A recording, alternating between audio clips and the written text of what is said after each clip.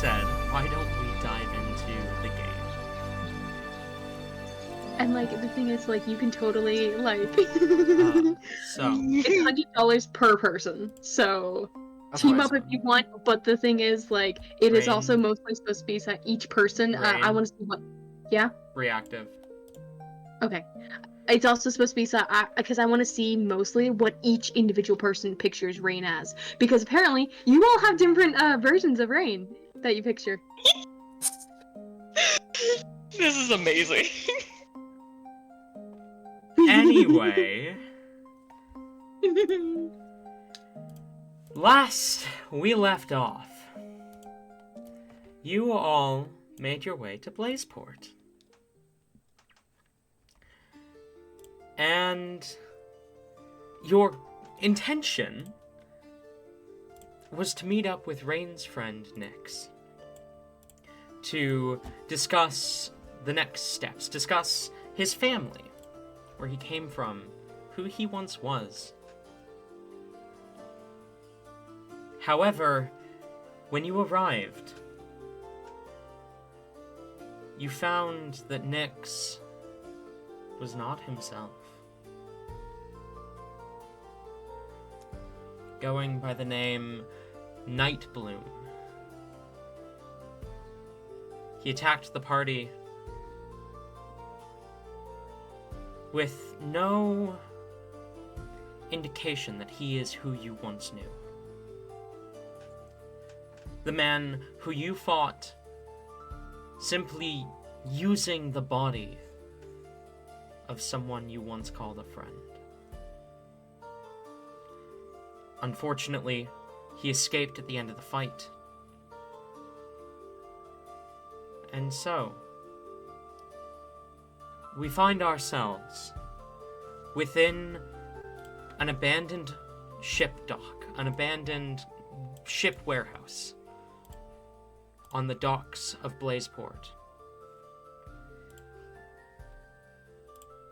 with no sign of where Nyx or his companion Cairo teleported to,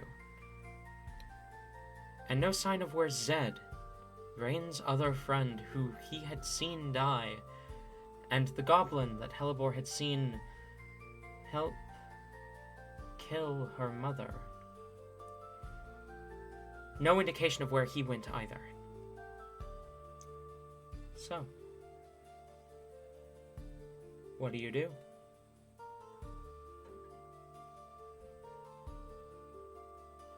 Alrighty, so just to clarify, Rain is unconscious right now, and we were currently booking it out of this place, right? Correct. Yes. Okay. Oh, I don't know that.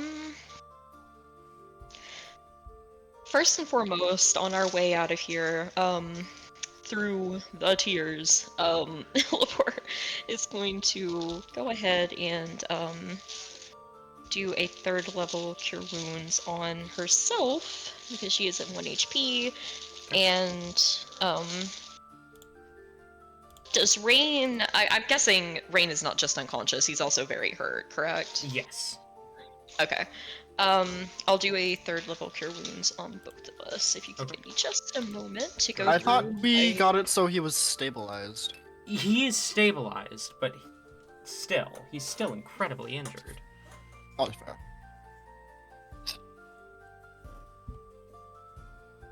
Lipor wants that free blood. It just tastes so good, you know? It's so tasty! Mark!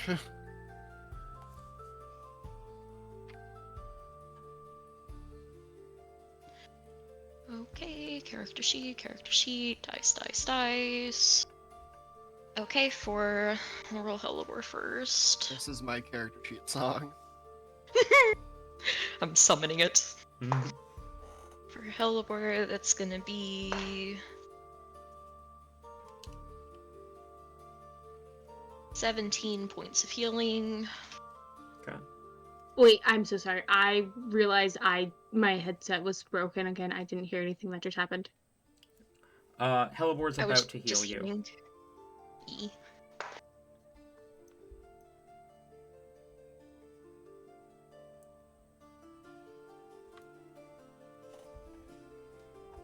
and you get 20 points of healing.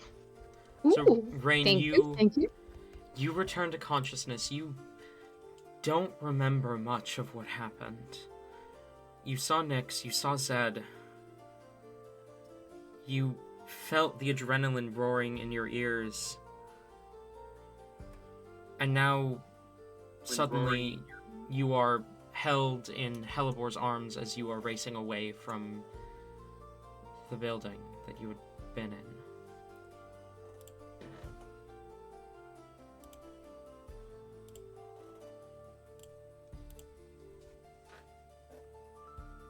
I feel like, due to the circumstances, who's carrying Breen? I believe it was Helibor? I think what we did, if I recall correctly, Hyacinth turned into a bear, and Right. we both Yes. kind of got on his back, Yes. and he was running Yes, out. that is, yes. Okay, Yeah, so so this is Rain. This is Rain, guys. Rain's gonna lurch up. Adrenaline, like, fully hitting him, and he will quickly look around. He doesn't go, like, fists flying or anything, though, okay? This isn't my Rain. What happened to him? the first. Trauma. Still possessed. The hat.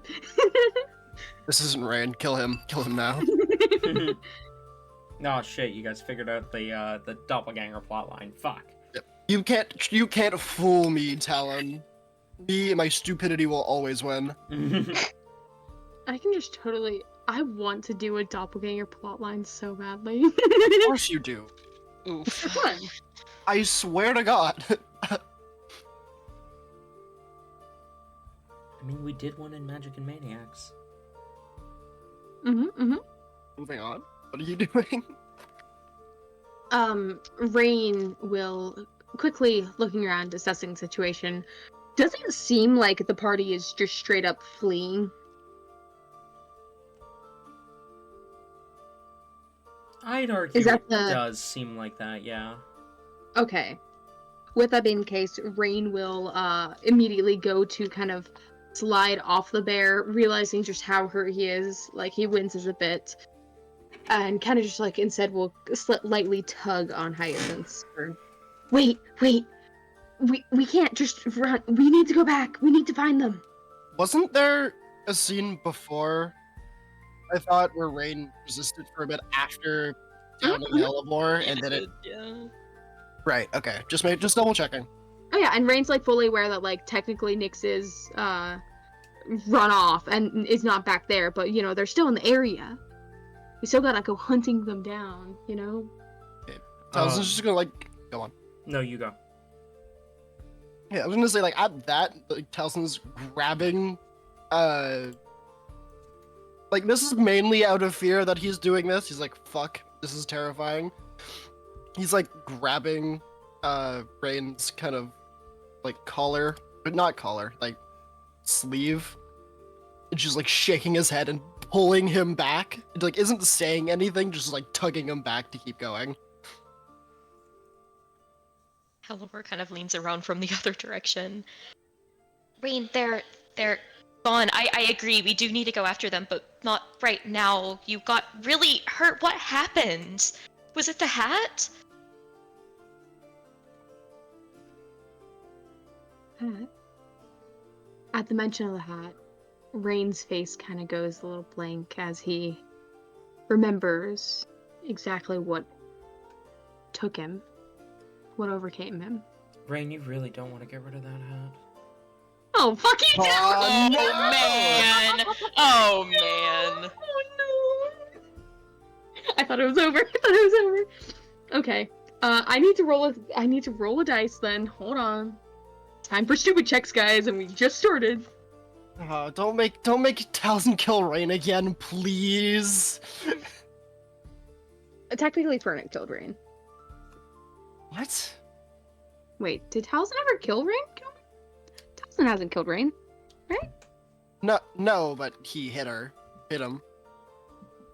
Okay. I do know Fernic's killed him, so, you know, that's one up for Fernic. Do Get not better make up, me do this Talon. shit again. Okay. No. Rain. He does freeze, as he does remember what overcame him, and you definitely recognize fear on his face. Teleport. The guilt is clear, and Rain looks away. He can't look at you guys right now. Halibur immediately, like, I imagine she's probably sitting, like, behind him on the bear right now, because she kind of had him in front of her, like, tending to his wounds. She'll just give, like, a gentle hug, like, from behind, and this entire time she's been crying. But you can kind of feel a few of them fall on you as she hugs you. Rain, it's okay. I know that wasn't you. It's fine.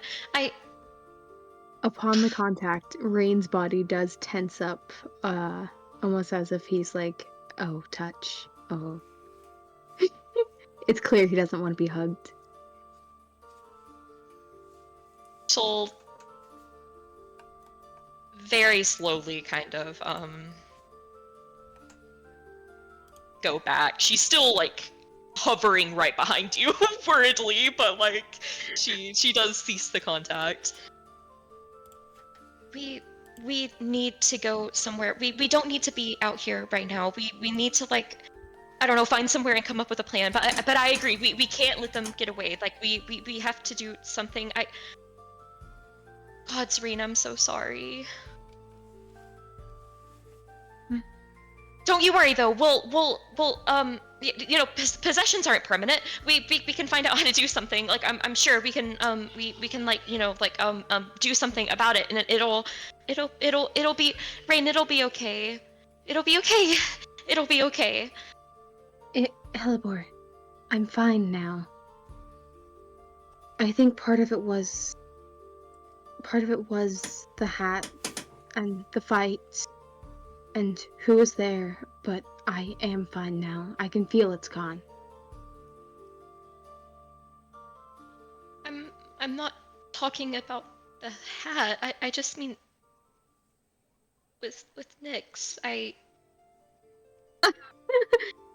There's a slight flinch at the mention of Nyx, and Rain will just, like, turn to look at you, Helibor.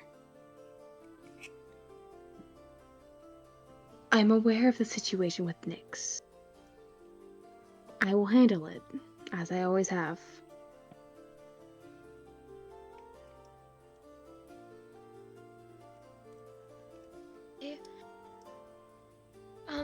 I did want to warn you, though. We do need to make finding the goblin that was there, like, a priority. Zed? Who? A look of confusion kind of goes over Rain's face. You're talking about Zed. That's the goblin's name.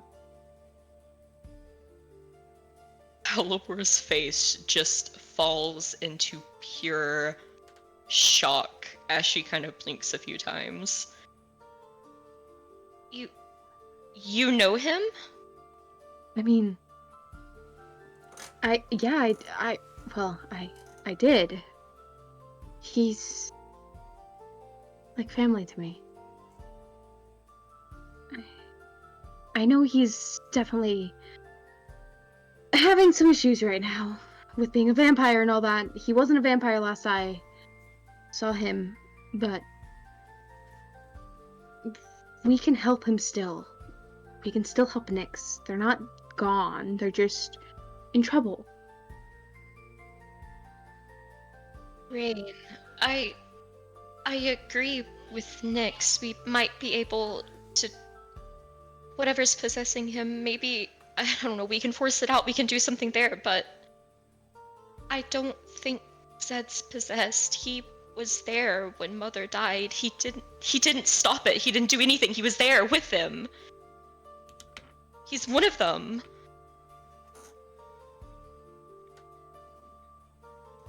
Rain is quiet for a moment, taking in this new information. And Hellebore, you see, it's clear Rain is conflicted with this information. But eventually, he says, "You don't know the full story, the full situation, Hellebore. Yes, he might have been there, but he didn't interfere, did he? He didn't do it, but he didn't stop them. You don't know what they could have been threatening him with, or what exactly is going on." Alan, what do I, like, can I recall anything about, I know I remember Zed was not one of them that actually stepped in and did anything, but was there a look of confliction? Was there, like, did I pick up on anything like that, or did he seem totally on board? Zed looked emotionless.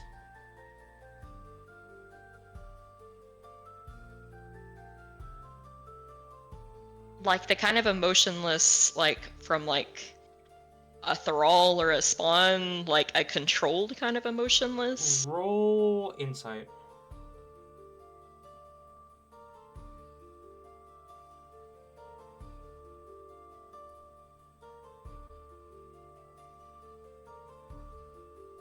That's gonna be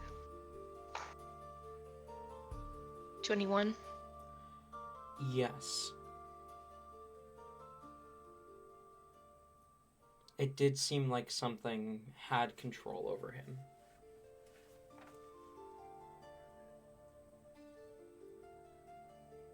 Okay.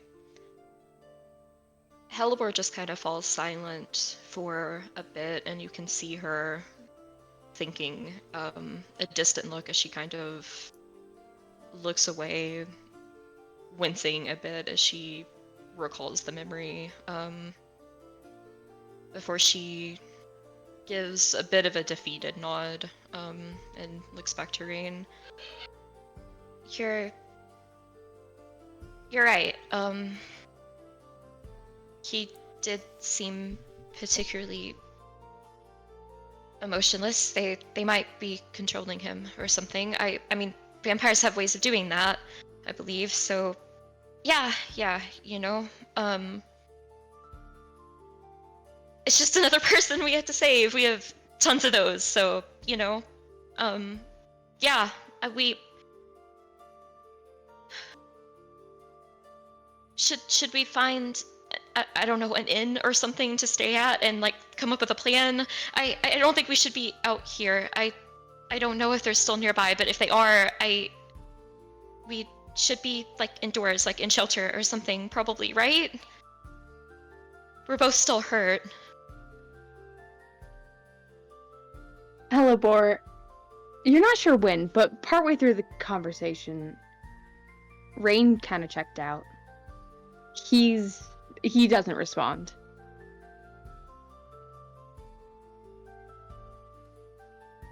There's a very big growing look of concern. She will look over to Talzin. Does that sound like a good idea? He just like rapidly nods. Just not wanting to be literally anywhere but here. Hellebore will kind of, if Hyacinth is still running, she'll kind of like stop him because we don't need to be Hyacinth. running as a bear in the middle of the street. Yeah, Hyacinth will kind of slow down at this point, and even kind of drop out of the wild shape. So, what's the plan then? As he drops the wild shape and Hellebore kind of looks at him, she suddenly remembers the second half of what makes this so bad. And she immediately averts eye contact, kind of guiltily. They did literally say that they are after a tabaxi lycanthrope. Who isn't at this point, let's be honest.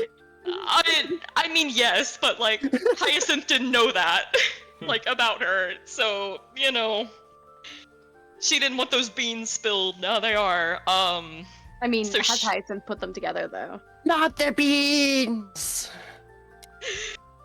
Oh, a white tabaxi that they're after? He's also Oh, sketchy wait. around the full moon. You're completely right though. They said tabaxi, not half tabaxi. All right. This is so Yeah, true. yeah. You're in the clear. Yeah. They are. Either way, like she can't do this. She immediately like guiltily looks away, but we'll kind of speak up. Yeah. We follow me. We'll find like an inn or something. We can go in there and we can like rest and recuperate and plan and machinate. Yeah. In. And Helibor is gonna look for the closest tavern in whatever that she can possibly find. That's not just like a complete sketch shithole vampire haven. Okay, go ahead and roll investigation. Talzin is doing his best to keep Rain on the other side of his bag where the hat is stuffed currently. Gotcha. It's a 12. 12. You find an inn called the Resort Sands, and kind of slip inside. The atmosphere is cozy. There is a tiefling bard playing in the corner. You can see this kind of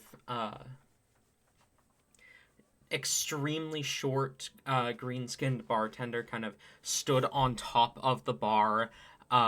They appear to be a goblin currently talking to one of the patrons.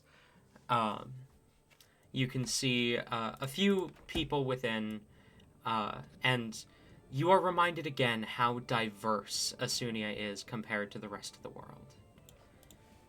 You don't see a single human or elf anywhere in this bar.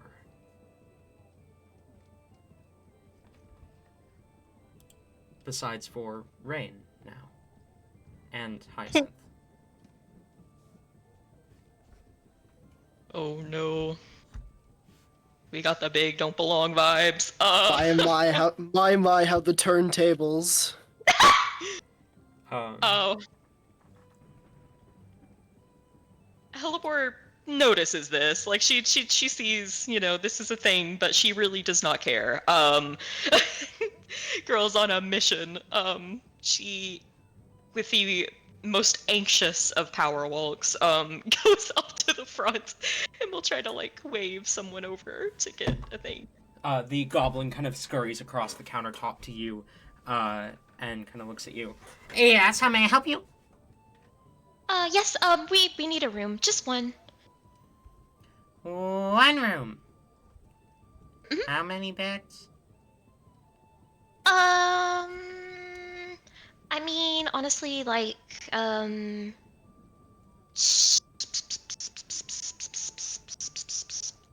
Snuggle puddle part if 2. you can, Helibor is like, oh, do I be polite and ask how many beds, or do I do what I want to do, which is snuggle with everyone and be like, one bed? I know what we're putting the art towards now. Oh no. There is no parental figure to stop her. There is no Rain to do the talking.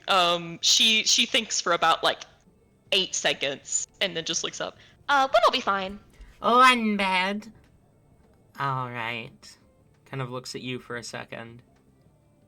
Staring at you, as if waiting for something. Helibor just kind of blinks awkwardly back, looks around a little bit. She's trying to find if there's something that states the prices. You don't see anything that says the prices. How much do I owe you? Huh? Oh! Shit. I knocked over a mug. I'll clean that up in a bit. Someone yeah. else walks by and steps on the glass. I'll clean that up in a minute. It's fine. How much did... One room, one bed. One night? Yeah, let's just do one night for now, at least. The goblin thinks for a sec. Hang on! jumps behind the counter, completely disappearing from view. You hear them kind of grabbing at things and kind of moving things behind the counter for about 20 seconds, and then you see the goblin jump back up onto the counter with a clipboard in hand. All right. Damn. One bed, one room. Got hops. One bed, one room, one night. The only room I have that fits that description will run you... Hang on, is that an S or a C? And then narrows his eyes. No, I think it's a C. C sounds right, yeah. C. C for cat.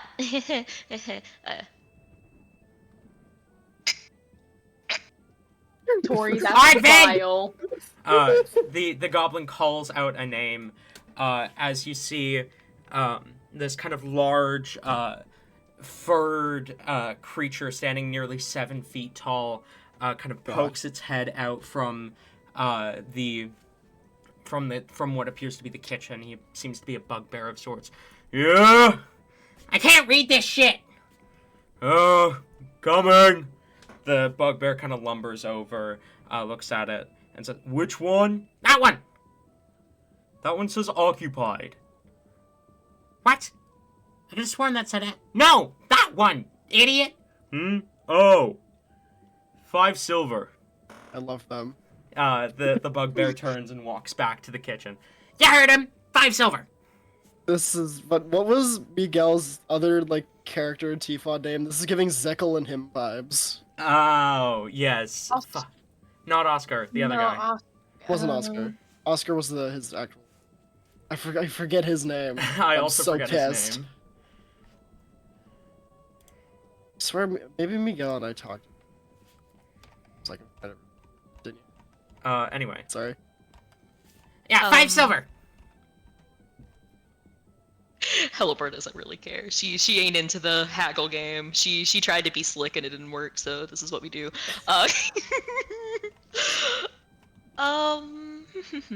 She'll hand over... I don't have any silver. She'll hand over a gold. Can I get change, baby? Kind of looks at the gold piece for a sec. Bites it. Yeah, it's genuine. All right. Turns around, squats and bends over, pulls out a little pouch from beneath the counter, stashes the gold piece inside, pulls out 5 silver, turns around, sets it down, closes the pouch, turns back around, bends over, puts the pouch beneath the counter again, turns back around, and just stares at you for a sec.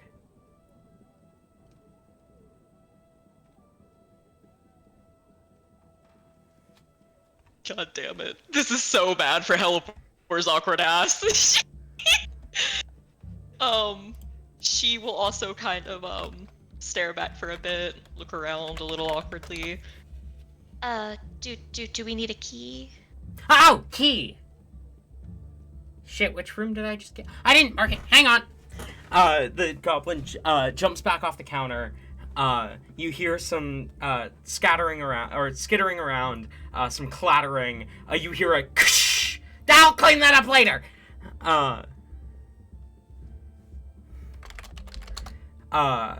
And then a key is placed on the counter. And then the goblin jumps back up and kind of slides the key towards you. All right, you're on the 2nd floor. It'll be your 4th door to the left, I think. Maybe it's the right. It'll have the same number as the key. Whatever number that is. I can't read that shit. What number is it? It is a 7. Okay. She'll just look down. 7. Okay, yeah, thank you. I appreciate it. That's a 7? That looks like a 5. Yeah, they're. That looks like a 5. Yeah, it. Heliport tilts her head from side to side to try to see it so she can be nice, and then just gives up. Yeah. Bye. Have a nice life. Bye. Bye. Alibor is leading the Zekel. charge up to the room. There's Zekel. If Zekel was more polite, less of a dick. Rain would give a polite thank you, just kind of walking behind Fuck are Helibor. you thanking me for? No response is given. Towson was gonna do the same season reaction. Raingon just puts his head down and keeps walking. Fucking weirdos. You hear as you walk off. I cast Power Word Kill. Okay, hold up. No. Okay. Uh-oh. It begins. It's fine. No. I just rolled something. It's fine. Rain will follow Helibor. You guys make Rain your will way- remember that. You guys make it. You guys make your way up to the room. Halson kind of following behind. Not Halson. Hyacinth. Halson is a Baldur's Gate character. Do that! Wait a minute. Is Hyacinth the Baldur's Gate character? Like, the amount of just, like, mental anguish I just went through. I don't think so. I I remember at least. So I've yet to beat it though. no, there is no character named Hyacinth in Baldur's Gate. No, because I know Holy Hyacinth. Hyacinth. Oh no. I thought, like, I just mentally switched them up somehow. Yeah, which is what I did. I mentally switched them briefly. It's okay. Don't worry. But you see Hyacinth is following close behind you as you make your way up to the room 7. As the door kind of closes behind you, Hyacinth kind of looks curiously towards Helibor. Can I ask something?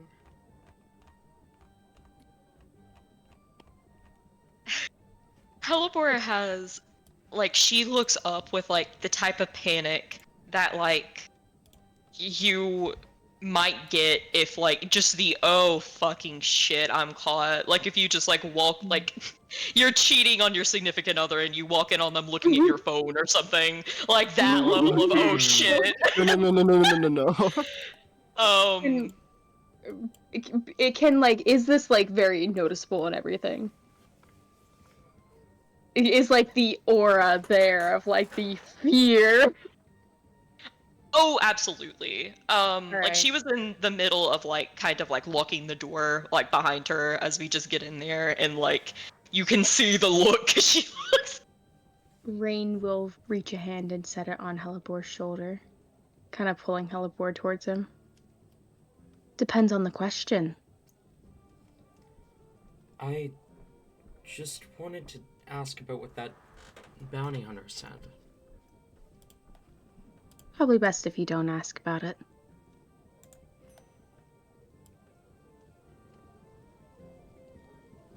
He looks over at Helibor. She gives Rain, like, a thankful look. Like, she appreciates it. But she'll just, try to stand up, like, a little taller. Rain, can you roll me a perception check real quick?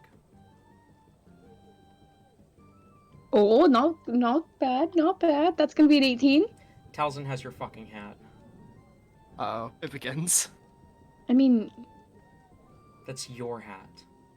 oh, Yeah. I was like, oh, I could sneakily do this maybe. Rain Fuck is you. going to turn and, like, his head, like, creepily snaps towards the hat. No! Towson is like bleeding on it pretty much. The way he's identifying it is he like pricks his finger, lets like a drop or two of blood go on, like tap it, and then it like sinks in, and then he starts. That's Oh. how his identify starts. As soon as this process starts, Rain is like using Helibor as like almost something to push off of. Rain is diving to try to knock the hat, like not even pick it up, but just knock it out of Towson's grasp. If Rain gets within melee distance, I am shocking grasp. Okay. Talzin's not fucking around anymore. That's perfectly fine. The Talzin know though that Rain screams out is not one of like leave. It's more one of fear. I feel like it would be easy to see just for the sake of us, but like the moment no is said, he like stops, whips around, like puts his hand out, and it like crackles a bit. I imagine Rain Just like red, just, like crimson Rain red runs lightning. into it. Yeah, probably. I mean, if you want to just let Talzin do the damage, then Talzin roll Oh damage. yeah, do the damage. Do the Okay. damage. Okay, Talzin roll damage. Rain is more concerned about making sure magic does not touch this hat. Womp womp. Oh god, it's not. It's 12. It's 12 lightning damage. 12 lightning damage. That leaves Rain at 8 HP. Oh no. I I imagine like Rain like runs like full on chest to hand, and just like after like it crackles out, and Rain just collapses to the floor on his knees, gasping. Whoa, Someone please hold him back. Hyacinth. Yeah, kind of- Halibor. Don't touch the hat with magic. That's how it got me. No, you put it on. You were already wearing it. No, before then.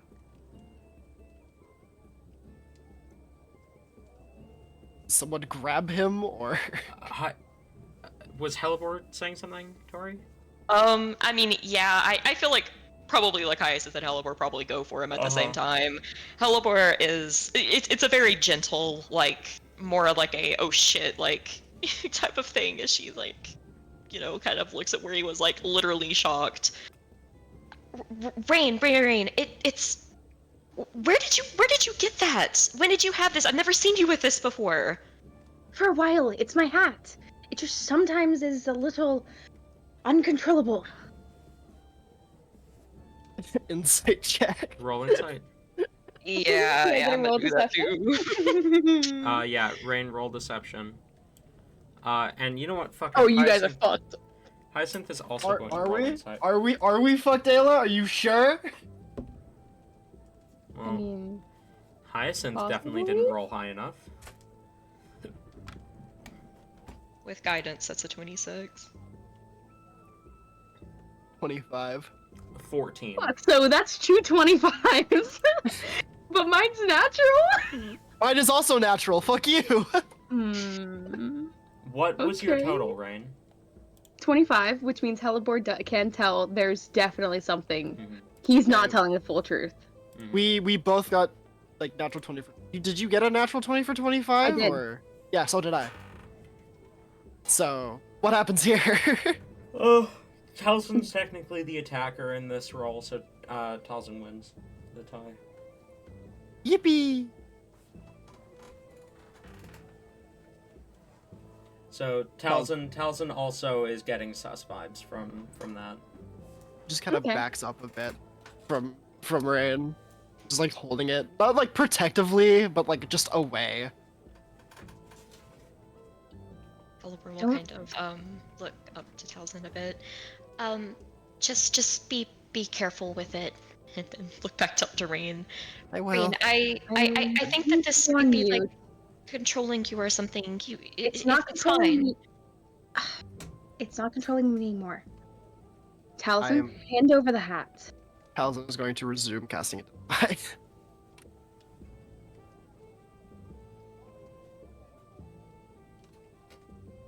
Helen, Yeah.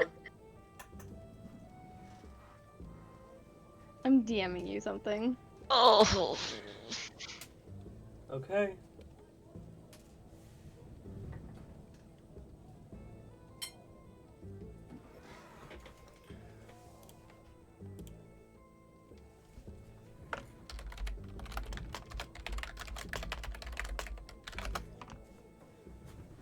Okay.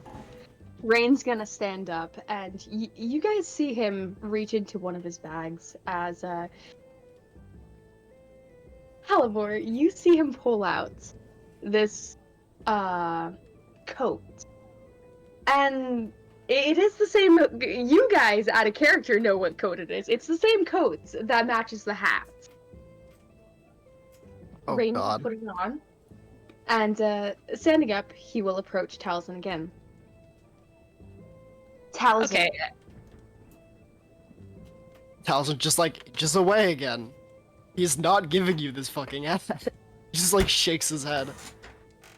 Okay, as Rain is walking toward there. Oh, I feel so bad doing this. Helibor's gonna try to do hold person on him. Okay. Rain, roll a wisdom save.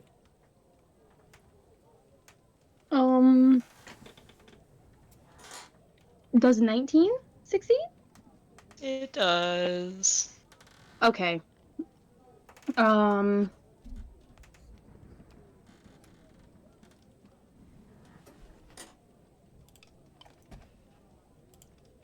boy.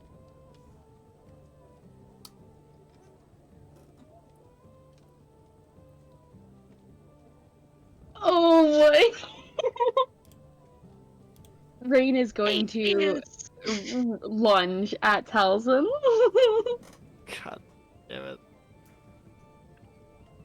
Lunge at Does Talzin Talzin how? attack? Pardon? Lunge at Talzin how?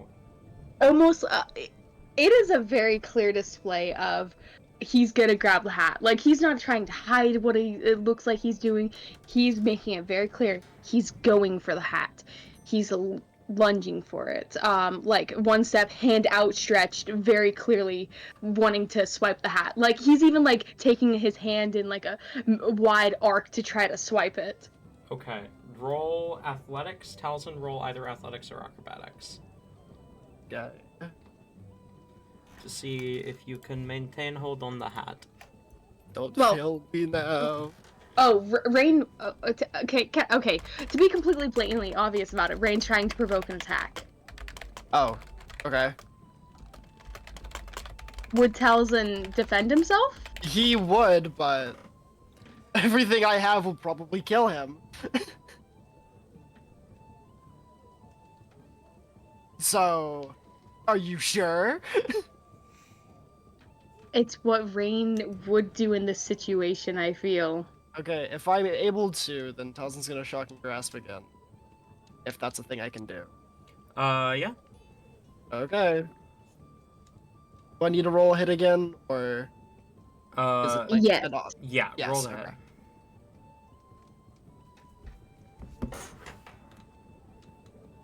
Uh, 22. That hits. Roll your Yes, damage, yes, buddy. it does. Oh, Christ. How much health did you say Rain was at again? Like 8? Mhm.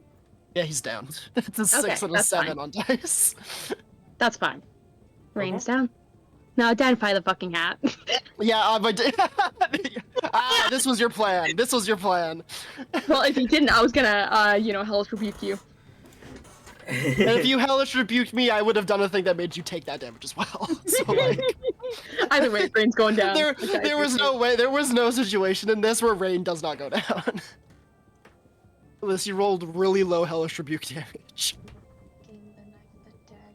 Yeah, and the thing I've been trying to use is from a feat, so I only need to spend a minute to identify. Identify. Unless I took a ritual- feat. Yeah, but unless you're ritual casting it, it only takes a minute anyway. Oh, okay. And the only way I could cast it before was through ritual casting.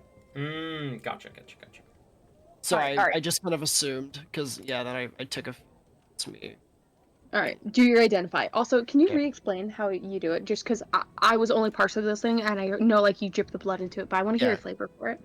Yeah, it does that, and then the blood kind of kind of weaves itself with, in this case, the seams of that are sewn with the hat, and then just they kind of start like glowing.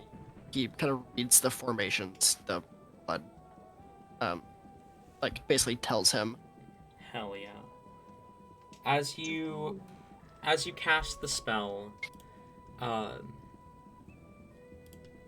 roll Arcana. Yippee! Okay. For what it's worth, like real quick as well, I'm a stabilize Rain. I'm not healing him up to where he's conscious again, but I am stabilizing him. Okay, understood. 19 on Arcana. Alright, 19. Do I get something apart from what the spell would tell me? You look at this hat, and you cast this Identify spell. And as you look into the formations of the blood, which normally would tell you what the spell does,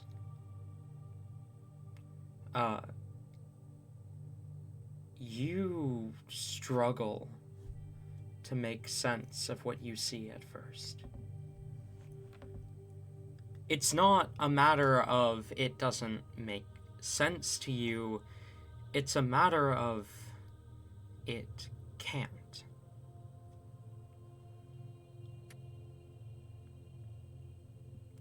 The hat is definitely magical, but its power is hardly comprehensible. But you begin to understand some of it. The hat contains something. A being, a soul, a fragment of power. And it lends that power to the user, creating a sort of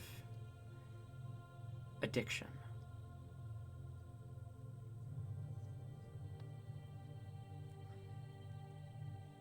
Mechanically, all you can glean from this is that this hat grants power while attuned to it. However, while attuned to it, the person attuned to it does not willingly want to let it go. You cannot determine what kind of power it grants, nor the source of the power. Most of these sigils are ancient, far too ancient for you to recognize.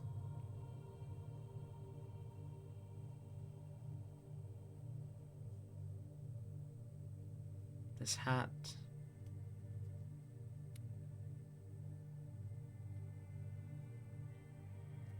it doesn't make sense.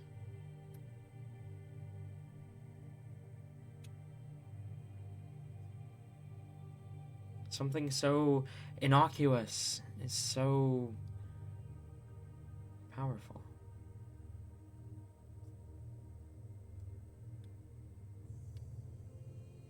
Talzin's just gonna stuff it back in his bag when he's done. Just hold. Just hold on to it. Just and then look over to two of them. Kind of shake his head, just like, we can't let this go to anyone. We need to bury it somewhere, just anywhere. Hey, do you know how to, like, destroy something like that? I mean, I feel bad just burying it if something else finds it, you know? Do I? Probably not, yeah. Know how to destroy a magic item? Yeah. Not really. Just, like, he just kind of shakes his head. I don't want this getting into his hands, and the only way I can think of rid of it in a way that's least likely is burying it.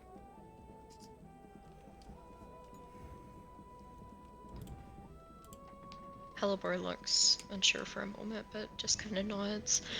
I feel so bad about this, but it's not going to happen any other way, and, like, I genuinely think that Helibor is kind of scared at this point that there might be other things. She's going to take off the cloak off of Rain, first of all. She's not touching it.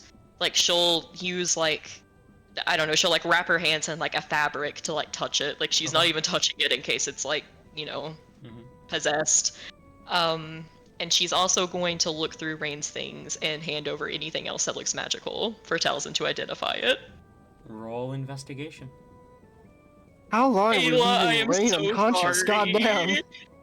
Well, Hyacinth isn't waking Rain up. Okay, that's not though. Hold on. Pardon? Rain has so many things. I can only guess identified so many times, guys. I mean, you're a wizard. You have access to ritual Yeah. casting to every spell. Oh, in your right, spells. right. That's how ritual casting works. Yeah. Never mind. That's 17 on investigation. Okay. Give me a sec. Okay, talent. Not all of that is on the character sheet either, because also remember there's I'm an idiot. Give me a moment. Mm-hmm.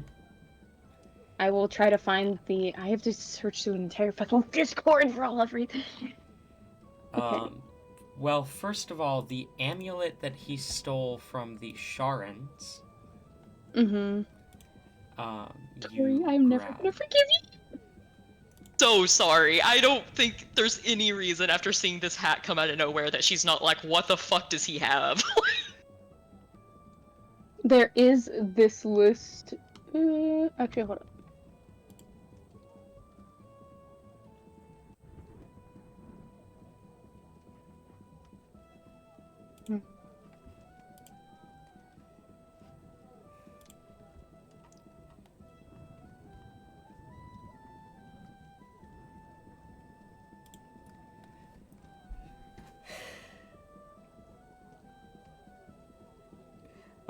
The cloak that he took from Nebula's, or from the Temple of Time.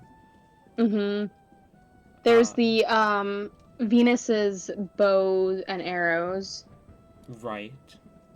There's the ring from Damon. The ring. The ring from Damon. You're just stripping this man of literally all of his possessions, Corey. None of this is ever going to be used unless we do this. No, it will Unless be we deem it actually. unsafe. Are you just gonna take all of his belongings and bury them? No. No, I'm just no, kidding. no, I'm just no. kidding. These It's are just not the gonna hat. be. No, like. You're just gonna mug me, sleep and We're, bury him. we're gonna grab everything that seems magical and just get rid of it. Fuck you. No, we're not gonna do that. Like, Helibor's thought process is just to, like, get these identified and make sure that none of this is dangerous like the hat is. No more secrets. There's also 17 investigation. Rain, the thing you just messaged me about, that's kept in your boot, right? Yes, it is. I'm trying to think if a 17 would be enough for her to spot that.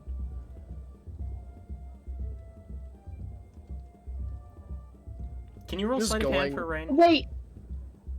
Sorry, what? Can you roll sleight of hand for Rain? Yeah, and also, hold on. Rain does hide all of his, like, more valuable belongings. The Sharon amulet, he doesn't just wear that. He does also have that hidden away in Which his is pants. why I had her roll investigation. That is going to be a 19 on sleight of hand. Okay, so she doesn't find that, but she finds the cloak that you took from the Temple of Time, the Charon amulet, the ring you took from Damon.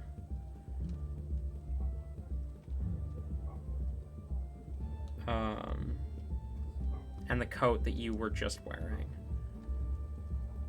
I think those are the only 4, other than the one you just messaged me about.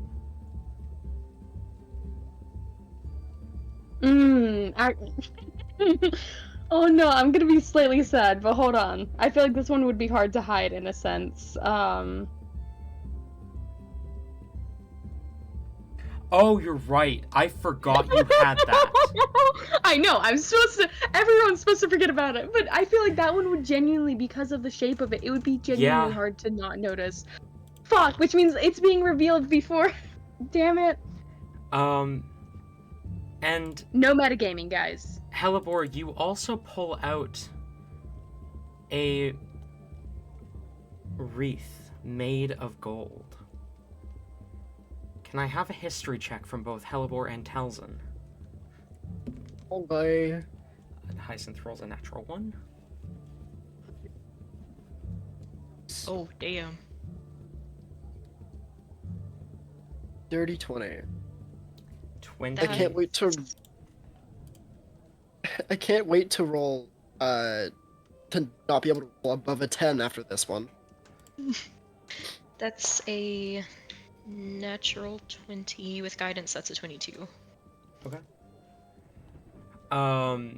So dirty 20 and 22. Yes. You both immediately recognize what this is.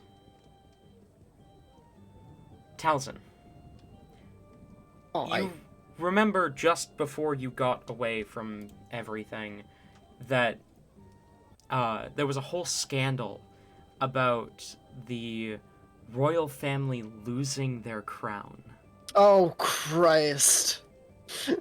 Helibor, as you're looking at this, you suddenly remember when you guys found this. The royal crown of the Callous Kingdom. Stashed away in Rain's pocket. Fernic was the one who was supposed to be carrying that, right? Yeah, I think it got Yes. snatched and he just never Yeah. realized because I completely forgot about it. Yeah, you were supposed to, nerd. You guys Yeah. are revealing my shit and my plans way before they were supposed to. I feel so violated right now. Like, both as a player You and a can't- character, trust is broken. You cannot say you would not do the same thing. No, I wouldn't actually. That's like breaking trust, guys. Sorry, Ayla. I feel violated right now. You have no idea. I mean, from Helibor's literally looking at it as like, there's no telling what this dude might have that he's gonna put on in like the middle of a thing and almost kill me again. Well, I feel like, okay, Tori, if you're looking at it like that, also keep in mind, Rain does have a familiar, and it's already been shown that Rain does have his familiar carry secretive stuff. Yeah, I mean, there's no way to get like all of it from Rain, but she's doing what she can. Upon seeing the wreath and realizing what it is, he just tells us gonna look just at Helmer and just go, "Why do you have this?" Hildebor does not even look that like bothered or surprised by it. She's just like, this is par for the course. Like that's she just kind of puts it back.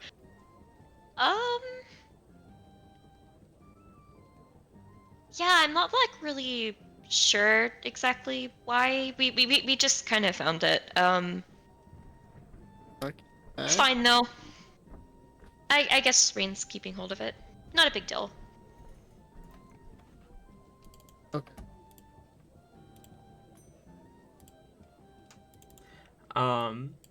Okay. Hyacinth kind of looks confused. What? I'm not even going to ask, actually.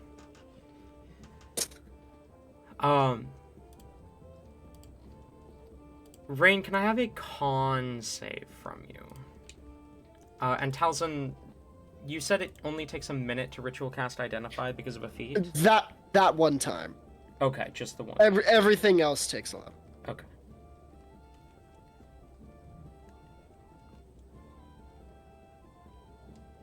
Fuck my life. That's a 2 on the con save.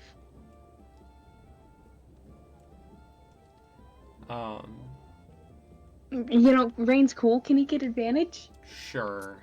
I'll give you advantage.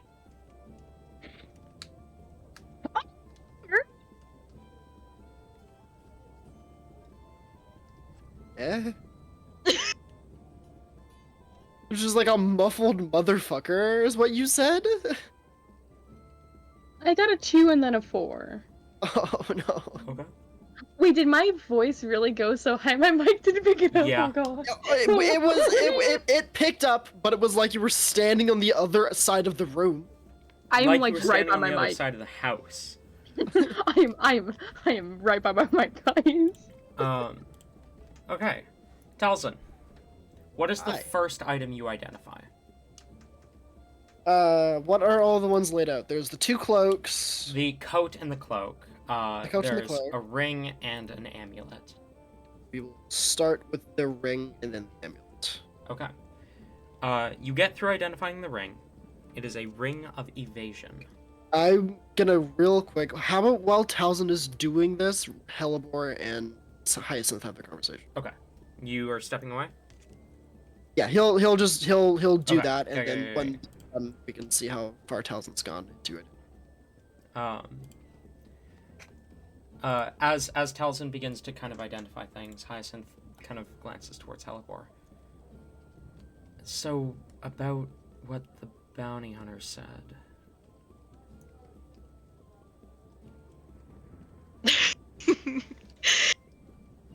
Oh no. Hellebore just kind of does like the little mini like jump, like the oh no, they still remember that kind of thing. And just like kind of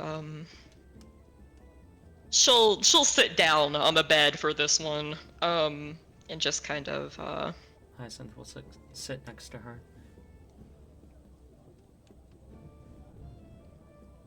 her ears like droop even more at like she looks guilty and scared of this conversation. But she'll speak up. Yeah, what about it? Was he talking about you? I mean, I don't know. I mean, like, maybe they are. I mean, they did say tabaxi and not half tabaxi, though. I mean, look at these ears. Look at this body proportions, you know? So, you know, obviously, they probably have a different person. The finer details are often lost on folks like them.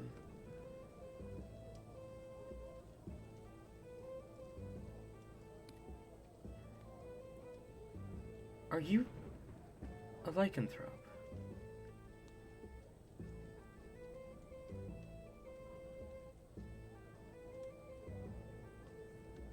If Hellebore had any wild shapes left, she'd turn it into a worm right now. Oh man. She kind of just, I won't say imperceptibly because it is a bit noticeable. She like kind of hunkers down a little bit more like on herself. Like a child who's been caught doing something bad. She'll just give like kind of a non-committal sound.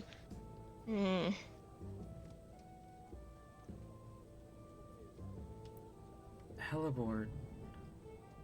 He kind of hesitates for a moment.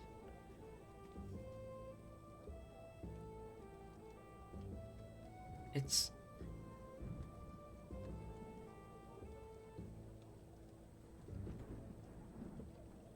not a bad thing if you are. It's not your fault, at least.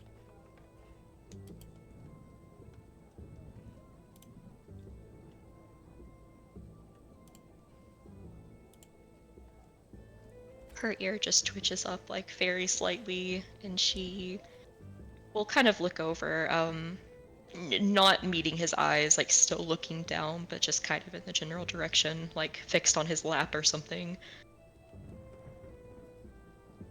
You don't think so? No, you're cursed. Believe me, I know what it's like to be cursed.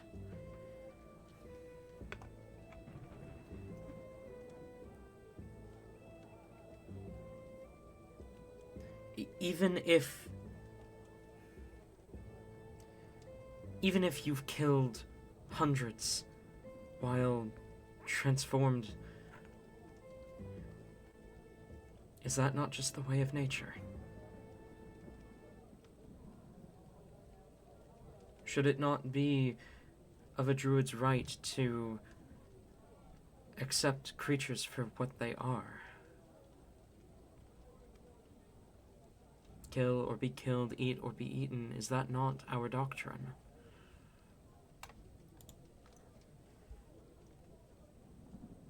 Oh no! Why are these the exact words Helibor wants to hear? God damn it. She just kind of very slowly, progressively during this, perks up a bit, kind of raising a bit out of the hunkered over position, and she will brave a look at him.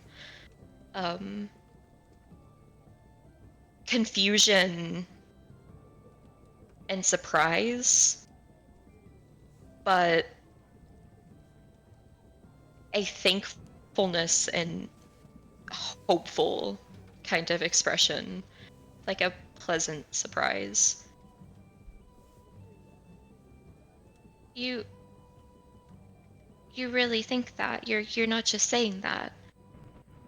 Don't get me wrong, there's a level of unnaturalness to the curse, but that's not your fault. If you've killed and eaten hundreds or thousands or any amount while under the effects of this curse, that's not your fault. You're using the tools that were given to you to do as nature commands.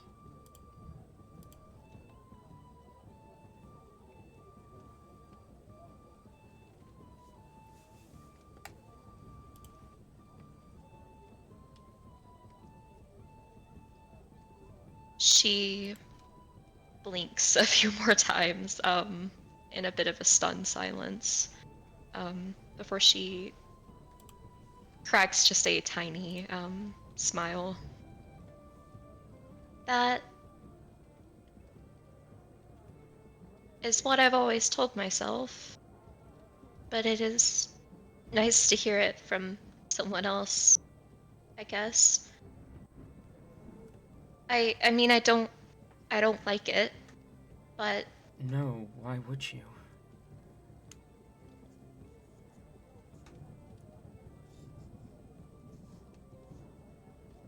you can see why I don't want other people to know though, right? I mean not everyone is so open-minded. Helibor, your secret is safe with me.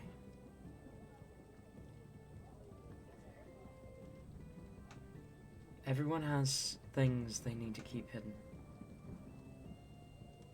I understand why you didn't tell me. I understand that if I hadn't found out like this, that you probably would never have told me. She looks a little sad again, kind of an apologetic look. I'm sorry. I don't like to keep secrets. Like it really bothers me. I wish I could be open about like everything, but um What is your passive insight?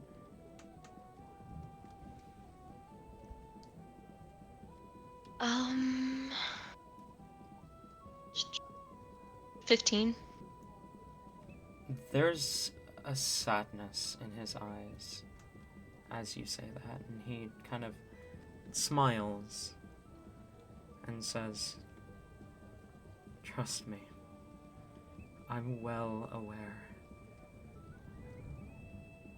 I wish I could be open too."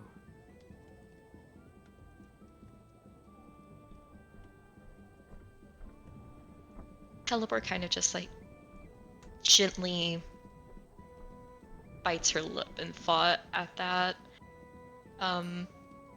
breaking like a few more glances over. She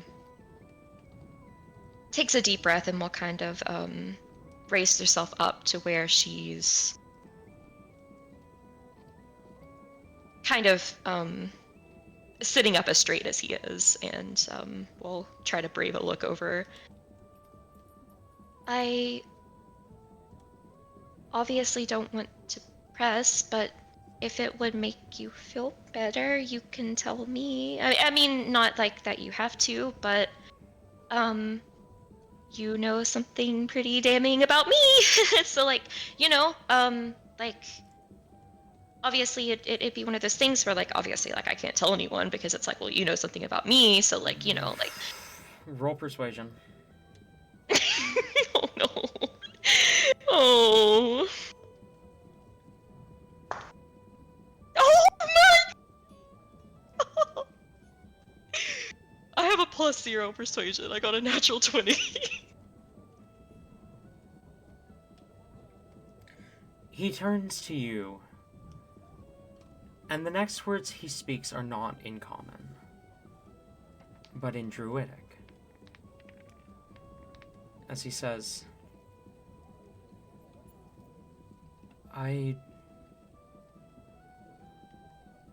There's a long pause.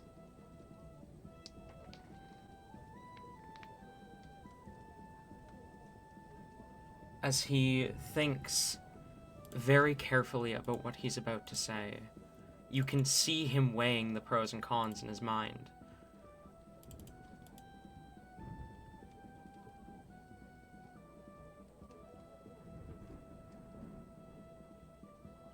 And then seems to think better of it. Never mind, he says in common. Oh god, no! No! Talon, you got my hopes up! DC is 25 on that one. The only time Hyacinth rolls well. Fucking hell. I can't even ask for advantage either because that's the most. I was about to be like advantage because of the puppy dog eyes.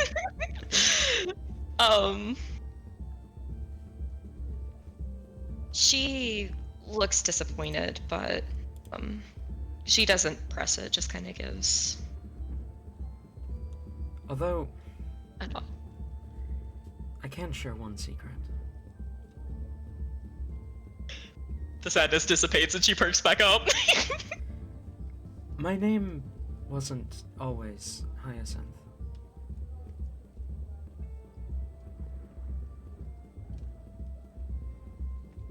I've Oh. all but forgotten what my name used to be, but I was given a new name when I was cursed. You see a yellow hyacinthus flower kind of sprout out of the veins in his wrist as he kind of holds it out to you. I was named after my curse.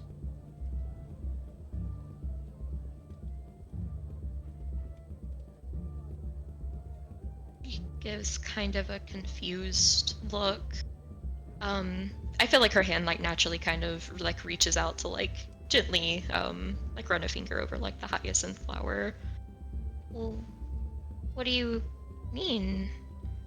He pulls at the stem of the flower as you see it like kind of slide out of the vein, and he kind of holds it to you, some kind of golden blood dripping from it as he holds it out to you and says, "It's called floral rot. Very few have seen it, even less have had it. There's no cure for this curse."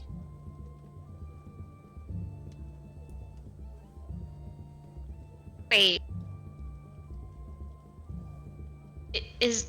So is your body like flowers, or does it make flowers? Something like that. I wasn't born into one of the groves. I was taken in when they found out I had floral rot.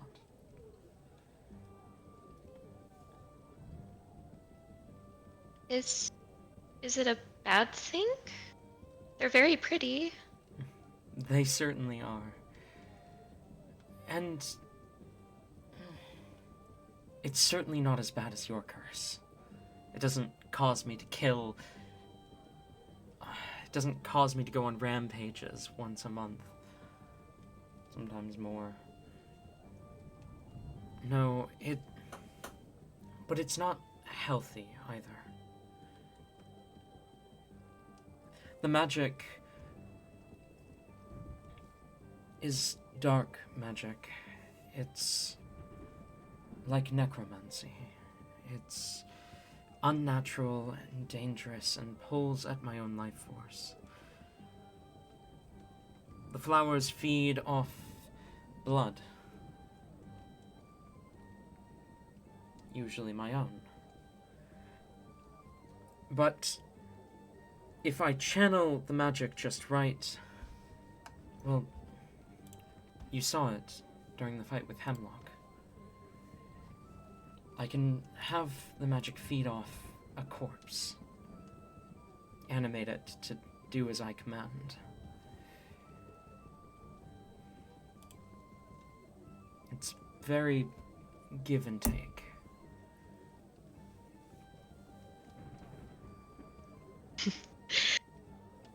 Oh, Helibor is doing her absolute best to return like the non-judgmental bit in here. I didn't mention it, but Helibor was like mighty sus whenever he animated that corpse. Like she Helibor has the big no necromancy bad thoughts and feelings in general about pretty much anything. She is a very respect the dead. So she she can't help but grimace a little bit. I see. Yeah, necromancy is really yucky. But I guess you know you have to do what you have to do to help and stuff. I mean, if that's If I didn't redirect the magic to feed off of something else, it probably would have consumed me a long time ago. I'd be nothing more than a husk of myself.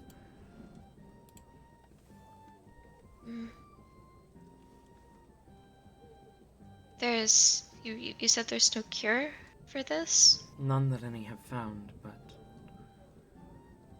I mean, you can count on 4 hands the number of documented cases of floral rot. Do you know how you got it, or is that part of what you don't want to tell me?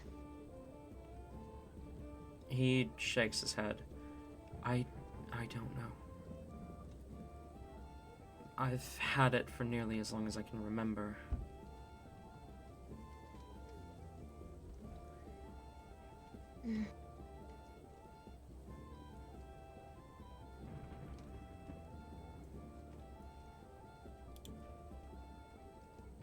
I did want to apologize to you, by the way, for kinda dragging you into this. You might be realizing now that we live a little bit of a dangerous life. There are like a lot of people that want to kill us or do worse than that, and I'm afraid you might be a target now since you were seen with us, and I'm really sorry. He shrugs. I mean,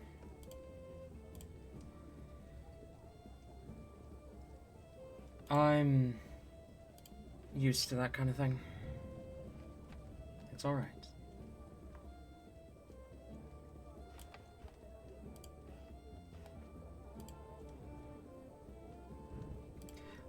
Talzin. Hi. Hi. You identify the ring. It is a... Which is it? The vampire ring? It is a ring of evasion. Okay. 3 charges that can be used to succeed a dexterity saving throw when you would have otherwise failed. Got it. You identify the amulet.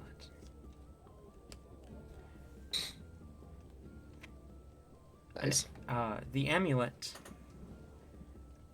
gives the wearer advantage against effects that turn undead. Ironic. You begin to identify the third item when Rain awakens. I imagine he has no fucking clue that that Rain wakes up. Rain, which do you grab, the coat or the cloak? He would be going for the cloak first, Rain, you or see. whichever one matched the hat. I'm assuming it's the. Oh no, that's the coat. Okay, the coat first. Rain, you see Talzin holding your coat as you wake up. Rain's gonna use his action to heal himself. What? Oh, what? Okay, so question: what all did Hellebore grab from The ring, the amulet, the coat, and the cloak. Okay, you hear a pop of a cork, and Rain's downing the potion of healing. Oh, okay. I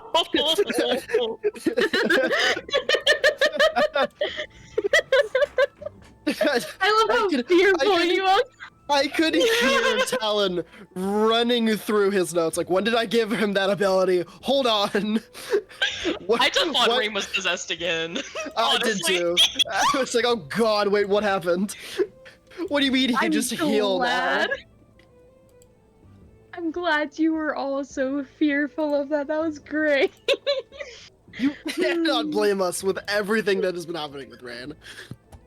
You could say Okay. Rain does blank and But be Rain- completely bullshitting and we'd all believe it 100%. Rain takes a moment to realize what's going on, and he does pop the potion of healing and drink it. Which, you know, I'm sure this brings attention.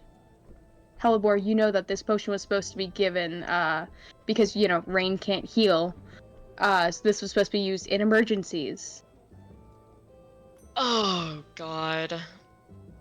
Yeah, Hellebore is as quick as she can, kind of getting in between Talzin and Rain, just like hands up like she is talking to a wild animal. How do you, Rain? do the healing, Talon, really quick? Because I do want to make sure that's accounted for. It's a bonus action to consume the potion, but you just roll the dice. Alright, let me roll those dice. 1 second, Tori. And then we can do this, because I do want to be, like, fully involved without... God, no! I mean, this is not a good look, honestly. No, not even a little bit. I have more D4. Oh, all my D4s are hidden. 1 second.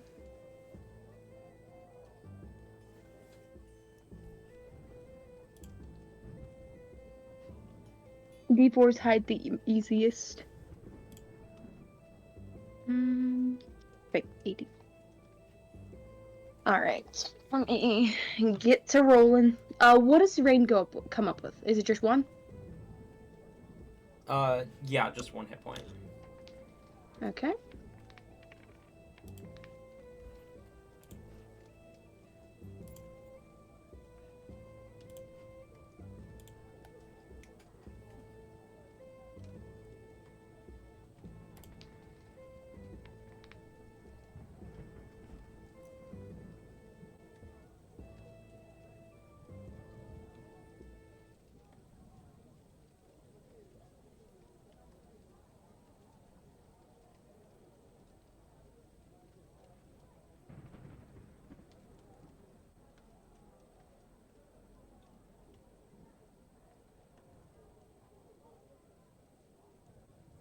Rain's back up to full.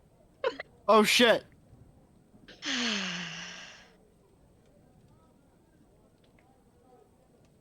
So he's at 10 HP. Great. God. Okay. That's so rude. I love it. As Rain drinks this potion, you see all of the wounds that he previously held healing over and sealing back up. And Hellebore, what were you going to be doing? Oh no. This room's about to be fireballed. Heliport is like with the most absolutely like she is talking to like a rabid animal, has her hands like lifted up like in a, you know, like calming kind of like we are not here to hurt you type of way. Rain, we had to look through your things. We had to make sure that there's not like anything else like the hat. We're not Oh. going to take it. We're going to give everything back to you. We just So wanted is to be that sure. what you're doing with my things? Going through them, making sure nothing's dangerous. Yes, so that you don't attack one of us again in the middle of something really bad.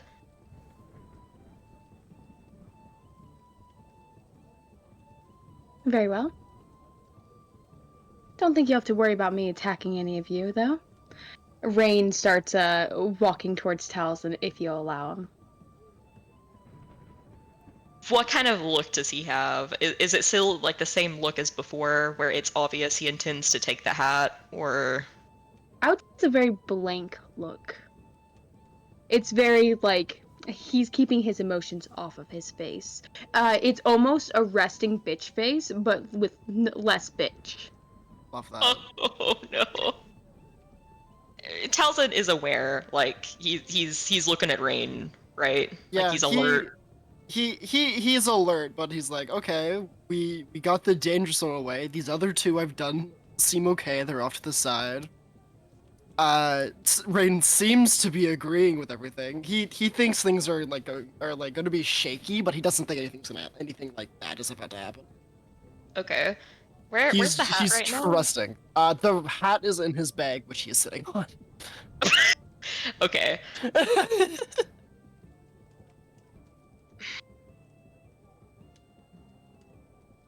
God damn, rip my fucking Yeah. spell slots. Give Heliport me is. my things back.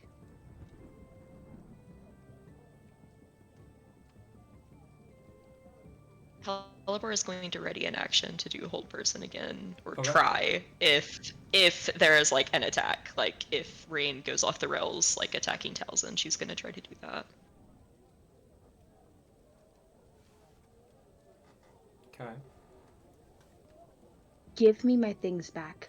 All of them. Need to make sure everything's okay. The other two are fine. We're fine. Everything's okay? No, you have no right to do that. Sure, I attacked you. I get that. But give me my things back now.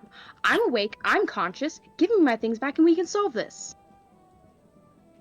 Are solving it. Though you need to Your be way. sure.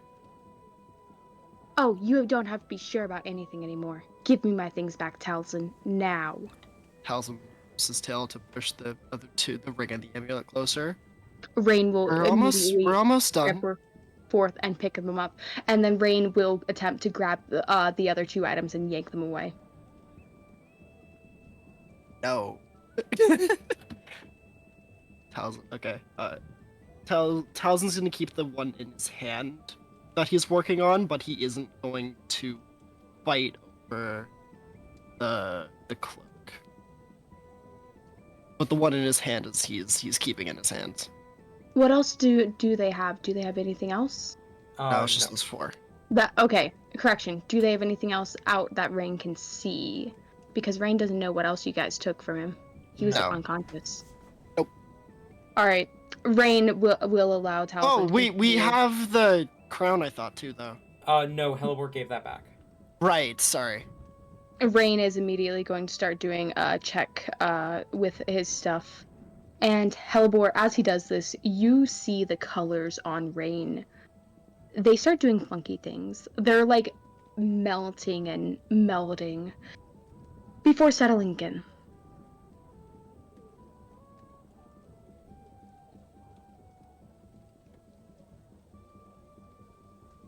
Now, I do need my Does- other two things when you decide you're done with checking them out. Of course. So long as they're not going to cause you to... Did Talzin tell Helleborg like what the items did by chance? He would have waited for the conversation to end. If the conversation ended before Rain woke up and everything, then yes. But if it was when like conversation happened, Rain immediately woke up, and then everything happened, then there wouldn't have been time.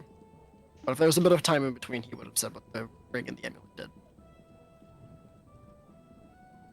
Talon, would you say there was time? I'd say there was time. Okay, then yes. Okay. So the only thing that has not been identified as of yet that Rain the currently cloak. has the cloak that we literally got from a dead god. Oh boy. Yeah. And the coat that Rain. Talzin is still Yeah. identifying. Okay. Helleborg will just look over at Rain, like worried, but also trying to be as stern as she can. Rain, are you capable of doing the thing that Talzin is doing right now? If you are, I don't care for you to do it. It's just you haven't told us if you can, and we want to make sure the things that you have are safe. I'd like I'm to look at very. the cloak as well. The what? The cloak. Did you say? Okay. Rain, without even looking at Hellebore, he like straightens up a bit and just says, "I am very much capable of doing what Talzin's doing now. I'm assuming he's searching through what magical properties each item has." Talzin just nods.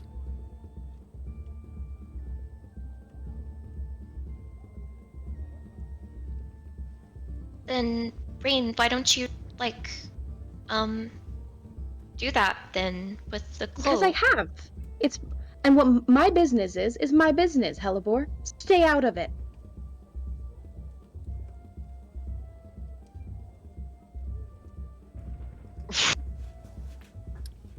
Helleborg's face.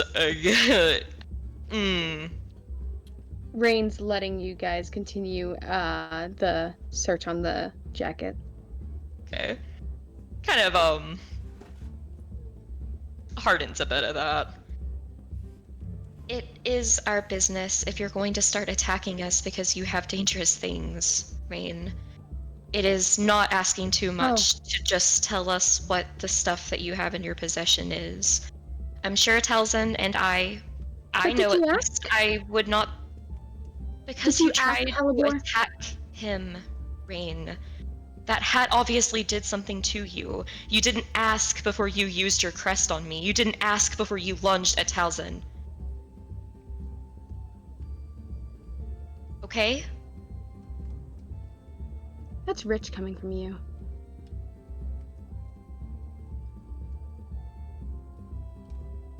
Is it? I mean, I very clearly remember you ripping out my throat at one point.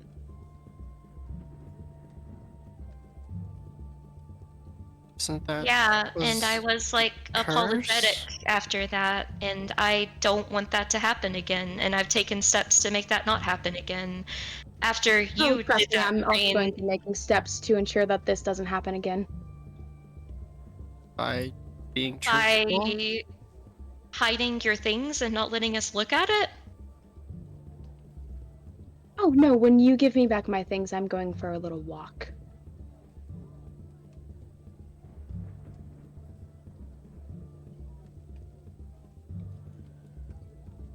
Rain, what happened back there? What happened was exactly what I thought would happen. Exactly what's been happening this entire fucking time, and yet you still press on about the goddamn weapon, Hellebore.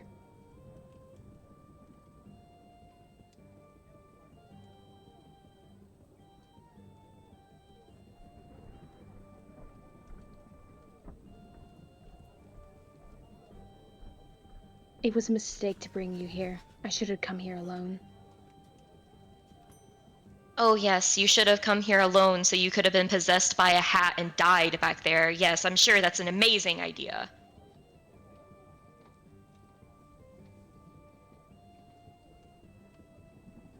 Rain, Rain, you would be like Nyx right now. You would be like Zed right now. You would be fucked if you didn't have people helping you. I would be fucked if I didn't have people helping me. We're in a You ever shitty think maybe I situation, don't so want you to let's... be the people helping me anymore? I have people, Helibor. Unlike you, I have friends. Oh, yes. Hemlock, who betrayed you, your entire group Yep. that you don't seem to care that much about because, you know, you won't even tell them that there's a traitor. You haven't, like, shown up and warned them about any of the things that have been going on. You're right. I should make due part to part back to them. And I will as soon as I get my things back. But since you are so concerned about, you know, the fact that I'll attack you, I will wait for you to finish your, prying, and then I will take my things and I will leave. Rain, wait. What is this really about? Think you have any room to speak right now, Hemlock? Hemlock. Hemlock.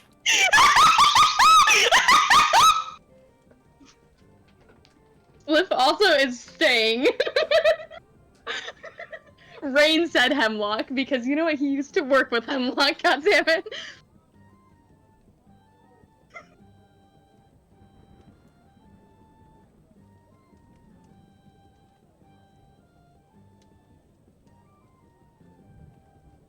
I'm not Hemlock, Rain. Tyson. Rain, like, takes a deep breath and his eye starts glowing for a moment as he just, again, takes another breath. Are you done yet, Taliesin? As you finish, the coat is not magical.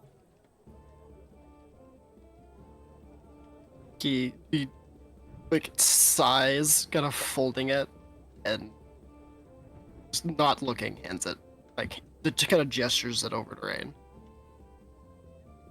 My hat? Not be taking that. I will be taking that. It is Not- mine. Not be taking the hat. You cannot just rip something away like that. It is dangerous, and we will be disposing of it the second we can. What I have is dangerous.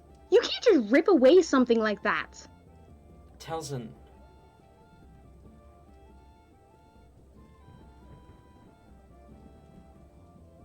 I think you should give it back to him. Just tell him what you discovered about it. Helibor gives kind of like a wild look. Rain does not need that. You saw that he became a different person. You I know know. what? You're right. If I don't get that, then I'll make sure that you guys never get the weapon. Since it's only right, you know? It's dangerous. Shouldn't come back out into the world. Helibor. Same situation. Helibor, Telzin. Do you trust me? There's a difference between possession and something that is inherently dangerous. The weapons you hold on you are inherently dangerous. We're not taking those from you. That's the same thing with the weapon. This possesses people. That's different. It's not the same. A lot of things possess me. In case you forgot, I don't have my soul anymore. Again, not really the same. Helibor will kind of look over to Hyacinth. I do, but you have a plan, right? Hyacinth is quiet for a moment. I have a theory.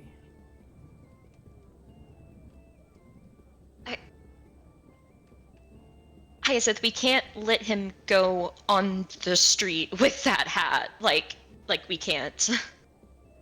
I've been carrying that hat around for a long time. Insight. I've walked to the streets before with that hat. Roll insight, Talzin. And Rain, roll deception. I know the walking the streets before isn't technically a lie, but the I've had it for a while is.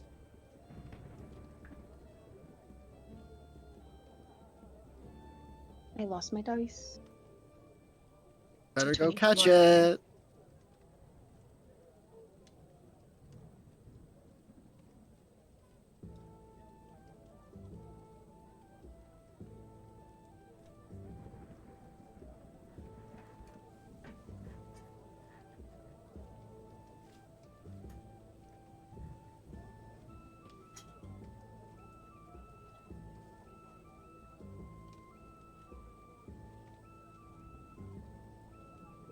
I can't wait for Rain's villain arc to start. I'm so excited. Oh, this isn't a villain arc. Yet, I hope.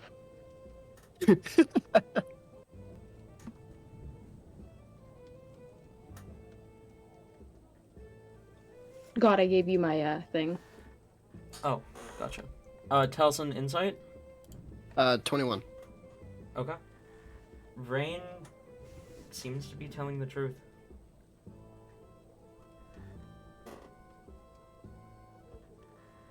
He gives like a sigh. Will start to pull it out of his bag. Just don't put it on. Then it's contact. Just keep it away.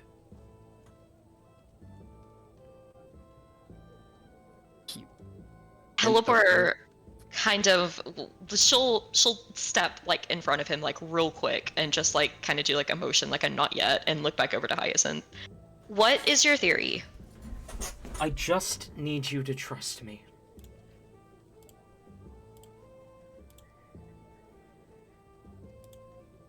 So sorry, can I do an insight in Hyacinth?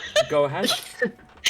I would also like to do an insight. Yeah, we'll do an insight on Hyacinth as well. Okay, Okay, go that's fair. It's gonna be a 10. Hyacinth is impossible to read. I feel like Rain's also a little too pissed Little off. too wired, yeah. 25. 25. Hyacinth has a theory. More than that, Hyacinth, the way he looks at this hat and the way that, like, when Talzin described what it did, and as he thinks about what Rain acted like while under its influence, Hyacinth's theory is not necessarily just about what this hat does, but about what the hat is. There's a faint recognition, like when someone hears a story that they used to be told as a kid that they haven't heard in 20 years.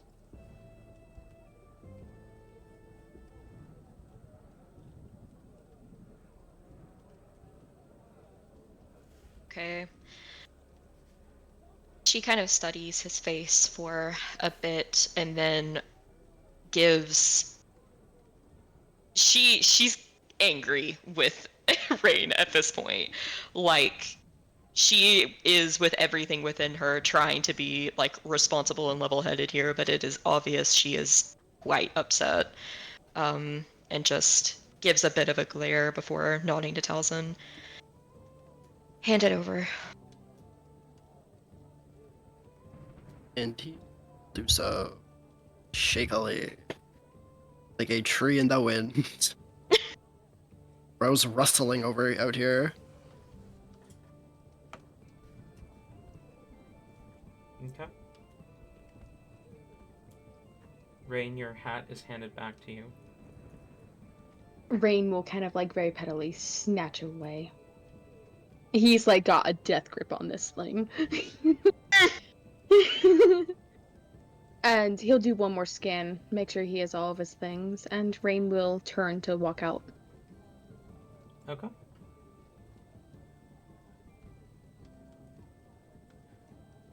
Rain, A simple rain isn't stopping him. There's gotta be more. Rain, wait, where... Are you going to come back?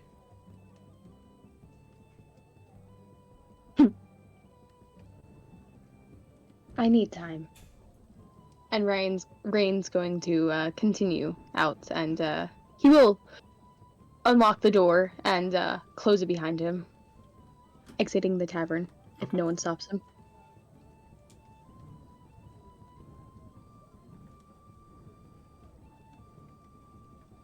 Helibor will kind of lock the door behind her.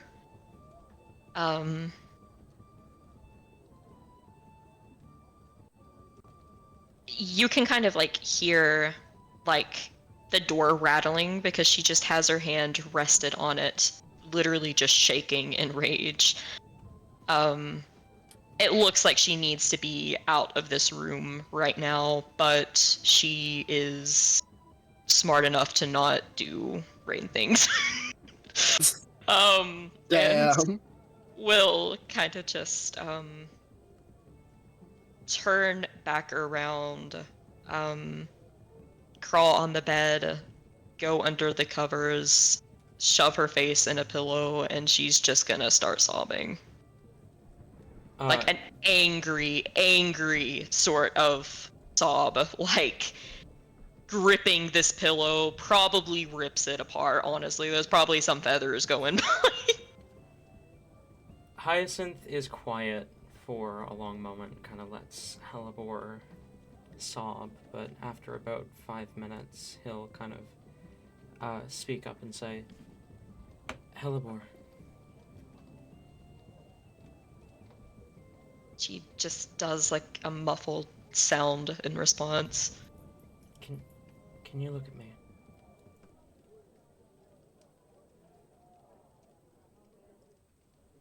There's probably like a good 15-20 seconds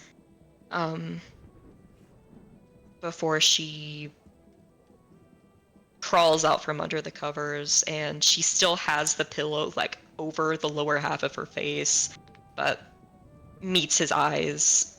They're completely like swollen, awful looking right now, like full of tears. He kind of gets up onto the bed a little bit, and gives a soft smile to you as he says, think you can bear with me a moment? And wild shapes into a bear cub. Incredible.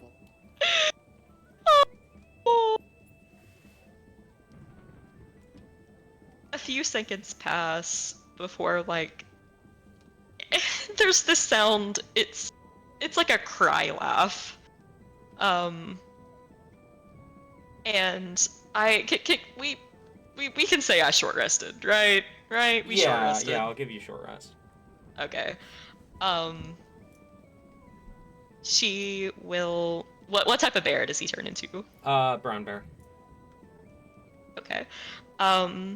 She, because Helibor likes to be small in any situation, she will turn into a little a black bear cub. It looks a little baby polar bear because she's, white, but yeah. She will curl up beside Hyacinth. She will take this comfort. She needs it. Adorable.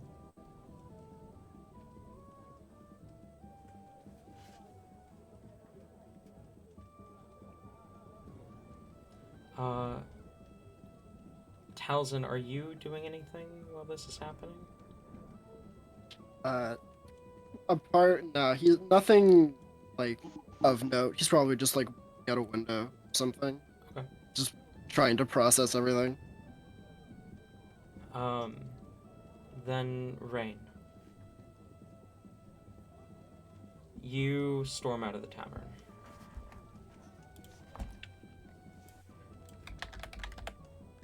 Where do you go?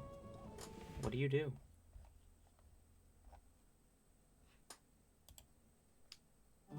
Right now, Rain is far too angry and trying to keep it inside to really pay attention to anything around him. He's just walking. It's an aggressive walk for sure. People are definitely going to notice that this is not a happy camper. And he will just continue to walk. He just needs to walk and basically let off steam. He needs to keep moving to kind of soothe the adrenaline that's coursing through him right now. Okay. Do you, as a player, have somewhere you want Rain to end up?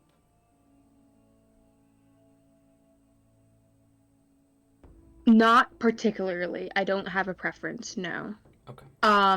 The only thing I can think of is maybe it might be a bit of a stretch, but someplace that's connected to nature in a sense. Okay. You leave. You are pissed off.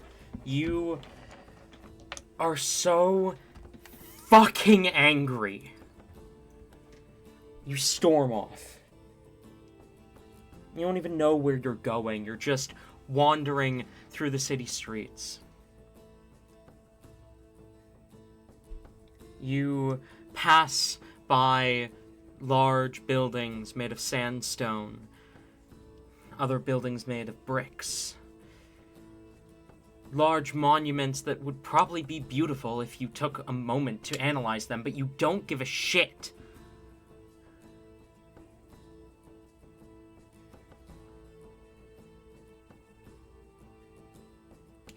When you finally take a breath, you are stood beneath a palm tree.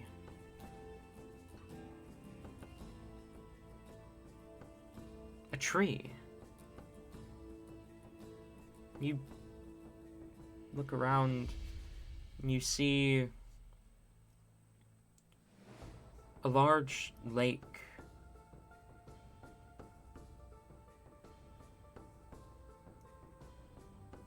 The city around you is built higher, as if this lake is on a lower ground level than where the rest of the city was built. You see some pipelines and waterways taking water from this lake. But it's a beautiful little kind of cove hidden away in the middle of the city. An oasis.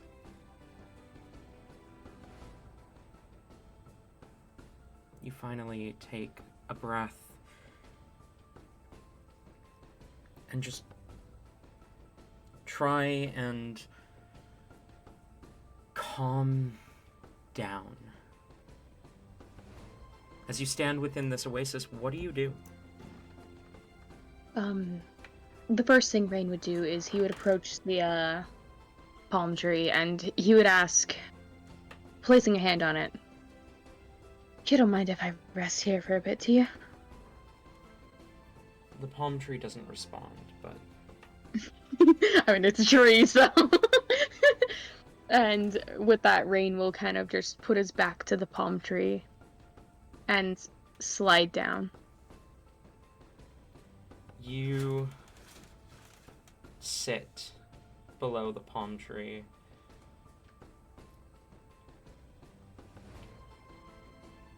You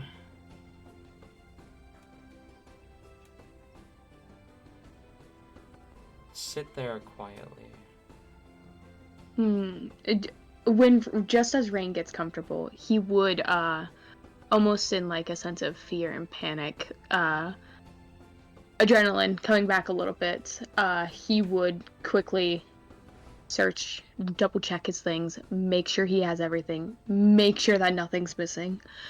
Again, even though he's already done it again, he needs that reassurance that he has everything. You have everything.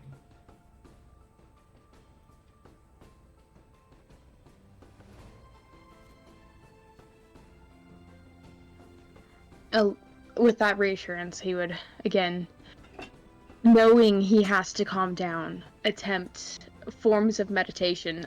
I'm sure he's not able to stick long enough with one set of, like, breathing techniques or whatnot to actually calm down through that. Still bouncing from one thing to the next.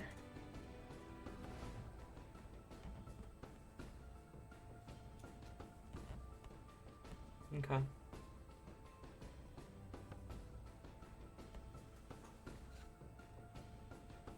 And Rain would attempt this for a good while. Probably at least an hour of trying to calm down, and he's definitely not as angry necessarily. He's distracted, but the moment he thinks upon what happened, he does get angry again. And so he tries, it's more of a distraction game than anything. Find anything to keep himself busy. Be it tapping his foot, playing with his knives, whatever. He jumps back and forth, trying to find something to keep himself distracted. And as the adrenaline starts to leave him, he's definitely tired, definitely exhausted. He's not necessarily hurt anymore. The potion wonders.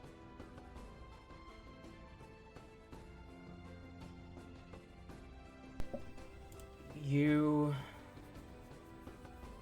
hear a voice kind of speak up at this point. Hello? Are you alright? The moment Rain hears a voice, how close does this voice sound? Pretty close. In fact, you're surprised how close it sounds. You didn't hear anyone approach, but it sounds like they're right next to you, and as you turn, they are, in fact, like, right behind you. When Rain does hear a voice, his hands do instantly go onto, like, his book and his knife. I'm not trying to hurt you. I'm not looking for a fight. You see a young tiefling male, kind of pale skin, red horns, and short pink hair. A black kind of shawl over the top half of his body, and kind of a flowing pinkish red kind of half cloak around his waist that kind of hides his tail.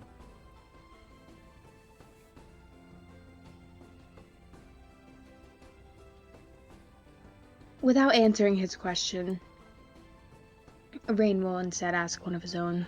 It definitely takes him a moment to, speak. I imagine, like, he does stutter out a bit at first before having to clear his throat. Who are you? Nobody. No one important. My name is Aiko.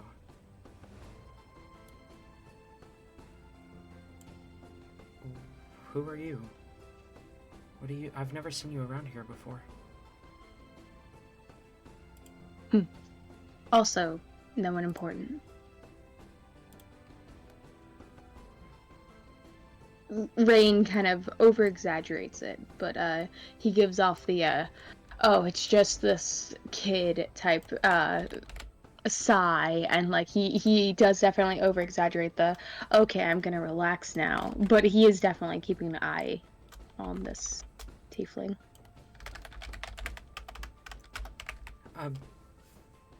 Can I? He kind of gestures to a spot next to you.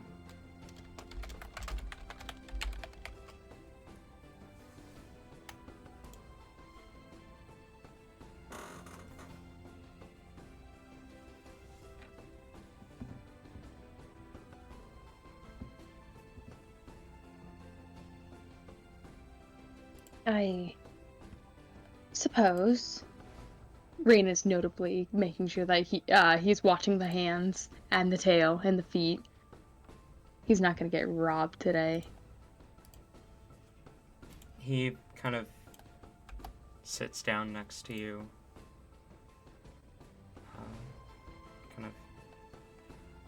looks curiously in your direction,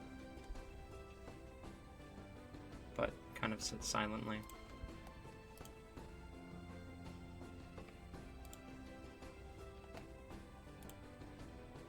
What are you doing out here? I just come out here sometimes. It's nice.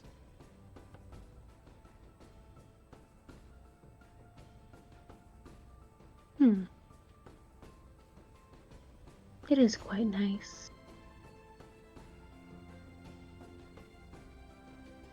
Away from everyone. He nods.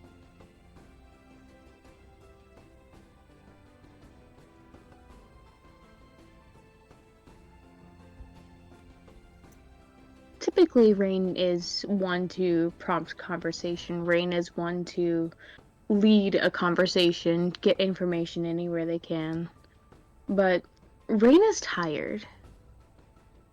And Rain now has someone with him that he can't trust. So, even though he's getting a little sleepy, he's gonna fight that sleep.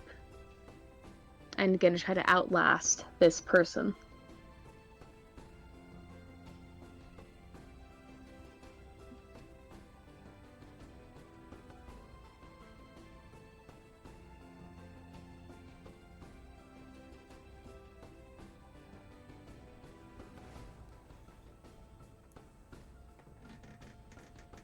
He is kind of quiet for a moment.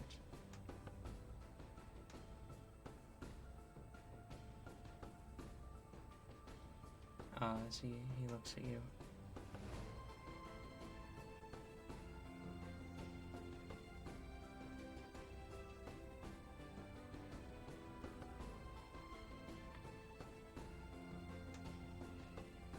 Alright, now you're staring.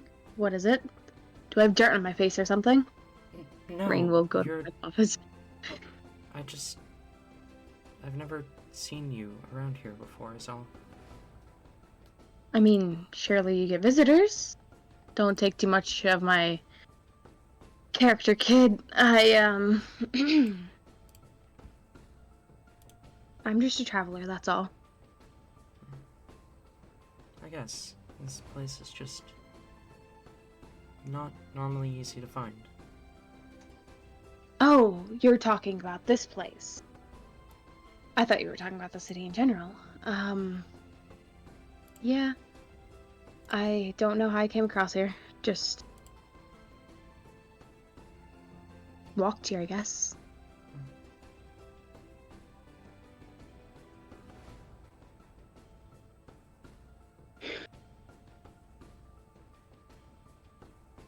What time of day is it right now, Talon? I bet it's not too late necessarily. It's probably nearing midday at this point. Fair.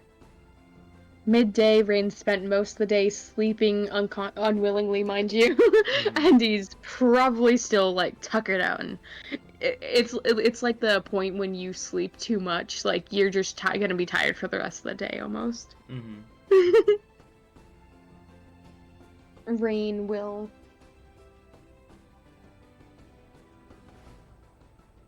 just sit, enjoying the quiet,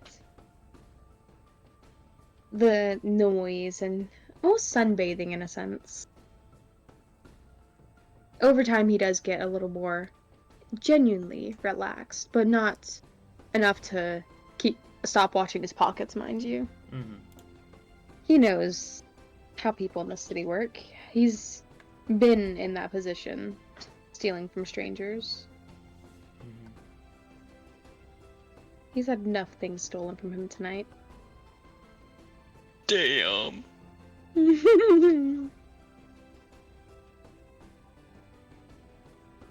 But Rain will enjoy the silence with this person. Okay. And they do, even having another person there, the presence, it he doesn't realize that at first. It does distract him. And it keeps him having to watch this other person. It keeps his mind off of other events.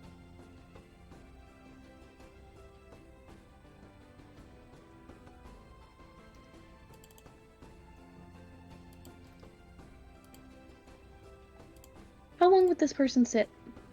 About 20 minutes. Okay. Rain would definitely sit for that long. Okay. About 20 minutes later, you hear a voice kind of call out from above. Aiko, where in the hells did you... Oh, gods, don't tell me you're... Aiko! I gotta... He kind of points up the hill to where you can see there's an elven woman with kind of a longbow on her back as she's looking down towards you, dressed in kind of leather armor, looking down specifically at Aiko. He kind of sighs and stands. Thank you. Thank you. I would get going. They don't seem too pleased. Yeah. He turns and calls out, Coming, Hilda! And makes his way back up towards the elven girl.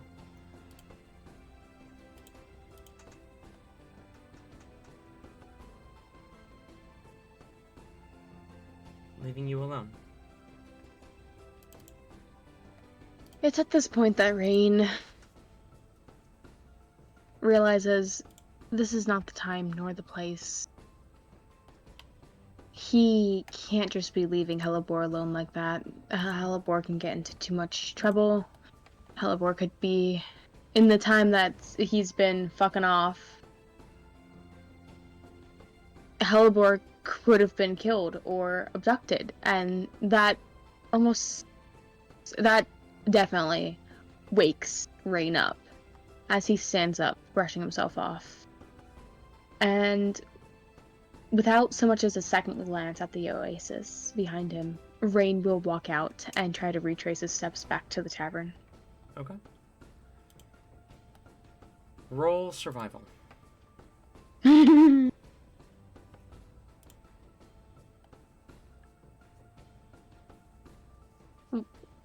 not sure if I'm disappointed or not, but that is a natural 20 for a 24. Takes you maybe 5 minutes to get back to the tavern. It wasn't that far at all from the oasis. You remember walking for a lot longer. Rain walked in circles. But you make your way to back to the tavern. During the time that Rain was gone, which was probably about 40-50 minutes, Hellebore, Talzin, is there anything either of you would have done? Would either of you have left the tavern? Unless something prompted Talzin to do something, I don't think I've done anything. Yeah, I do not think that... I mean, Hellebore is...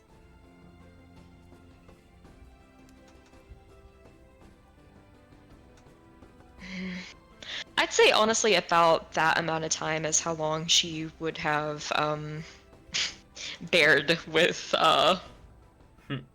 Hyacinth, before she kind of just, she intends, if it's about midday, to go to sleep, go ahead and get her sleep in for the day, and then she is vampire hunting by night.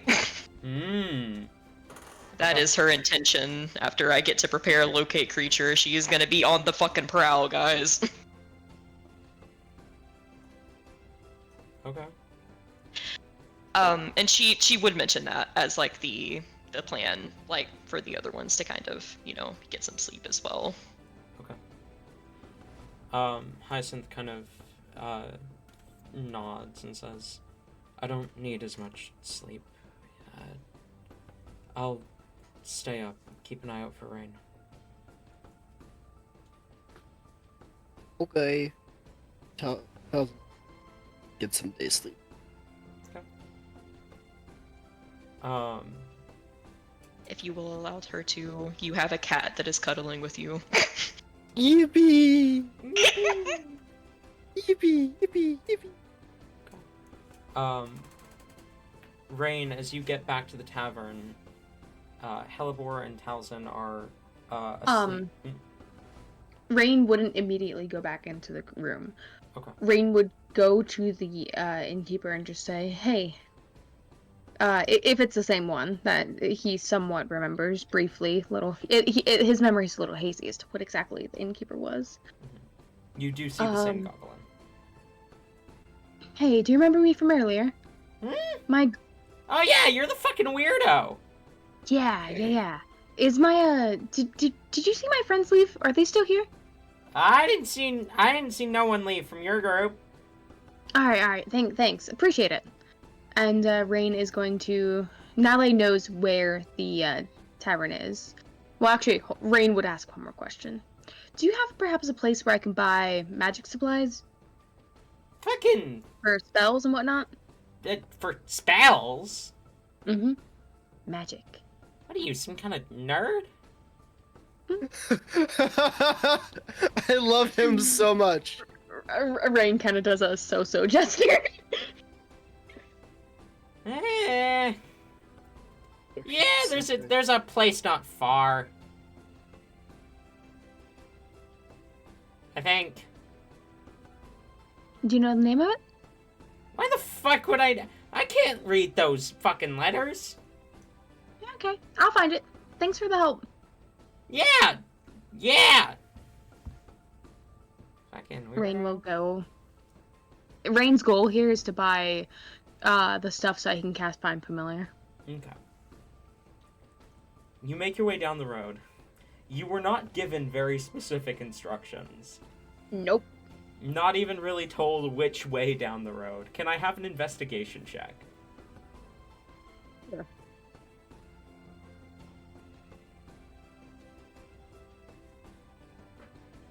I'm definitely not sure how I feel about that. That is genuinely another natural 20. You said it was investigation, right? Yes. That will be a 26. You pretty easily Dice find... isn't loaded, is it? You No, that's a 6. you pretty easily find the store that he was pointing you to. There's a kind of smaller building that's kind of like built almost like a corner store. You can see there's a sign out front that reads, I just lost all the words in the English language. Give me a sec. You're good, friend.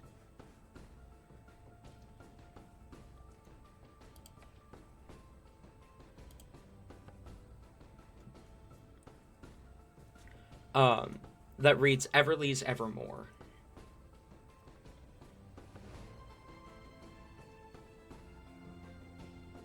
Okay. Rain will enter into this place. Okay. Stepping inside, you can see shelves with various magical components. A kind of set of shelves in the back with a bunch of scrolls that are all kind of locked behind glass doors. And you see this kind of dwarven woman, younger in age, with long kind of red hair and a black headband. She's got a scar over her face, and she kind of looks to you as you enter. Hi! What can I get for you? Good morning. I was wondering if you might have some components, spell components specifically. I've got plenty of those. And I'm Everly, Catherine Everly of Everly's Evermore. Rain will approach and kind of give a slight, like a quarter bow. Pleasure to meet you. You can call me Sandy. Sandy, aye, what spell components are you looking for? I recently got into a fight and lost my friend. I need to recast him from the Fae realms. Ah, familiars. Well, tell you what, we have a deal going on right now, where we've got these packs here, and she kind of, reaches beneath the counter and pulls out a sack. They are the, spell-in-one packs. It's the components for common spells, such as, Find Familiar, and we currently have a buy one, get one half off deal going on at the moment. So she sets a second bag on the counter. 15 gold for 2 casts of Find Familiar?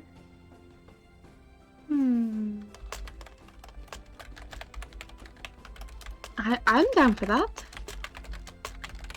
Rain is so broke, I'm realizing, oh my god. All of his money is just gone. And I feel like Rain actually would just come to realize just like how little money he has when he's pulling this out. And like a look definitely crosses his face of almost like fear.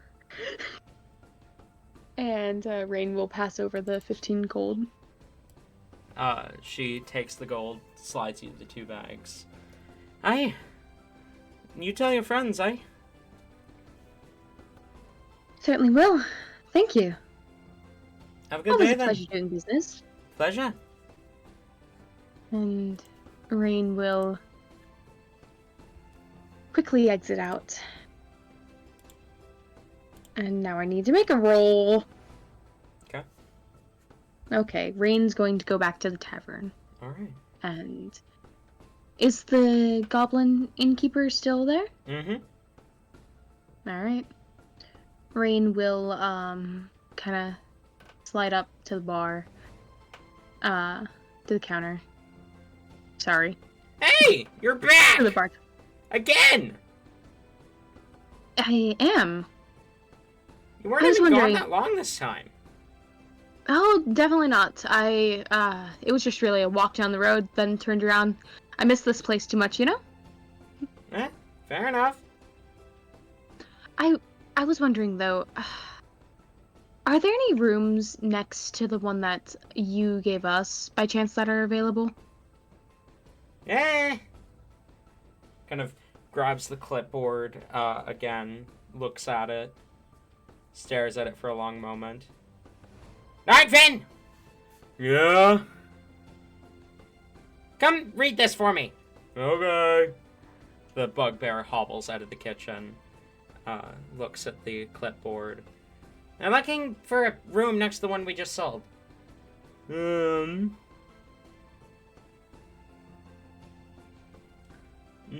the closest room's this one. Which is 4 doors down. Take it. And also one of the suites. It'll be fine. I can make it work. You want that room? Sure. How much would that be? Kind of narrows his eyes looking at the clipboard. It says 2 gold. Yeah, that much. Rain will pull out 2 gold pieces and slide those over. Is it possible to also get a drink and maybe some food? Oh, now we're talking! Okay. Okay, I'll go back to the kitchen. The bugbear kind of lumbers back towards the kitchen as the goblin kind of crouches excitedly looking at you. What do you want to drink? Rain's gonna switch to goblin now. And Rain will just say, well, what's your personal suggestion? Ah, someone who speaks in a more sophisticated tongue such as myself. Oh my god. I knew it was gonna be something like this. Yes, I fucking called it. Love these characters. It's so much fun. You're looking for recommendations? Always am. Personally, Well, I... everyone. Hmm? Oh, I'm sorry. I was gonna say, meanwhile, what to everyone else, it sounds like they're fucking gurgling at each other and just... It's so good. It's always so Gargling. perfect. Cackling, just like the speak of gremlins. I personally prefer the ale. It, can get you absolutely hammered. But there are a few specialty drinks if you're one of the fancy types.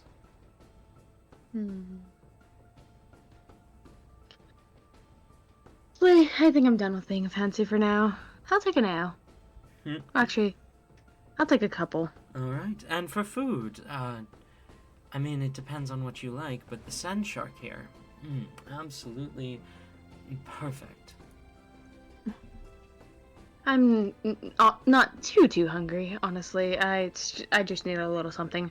Perhaps some bread. Do you have any breads, rolls, anything like that that might make it to where at least recovery isn't too bad?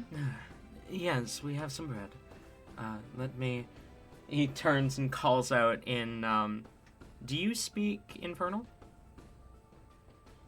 I do.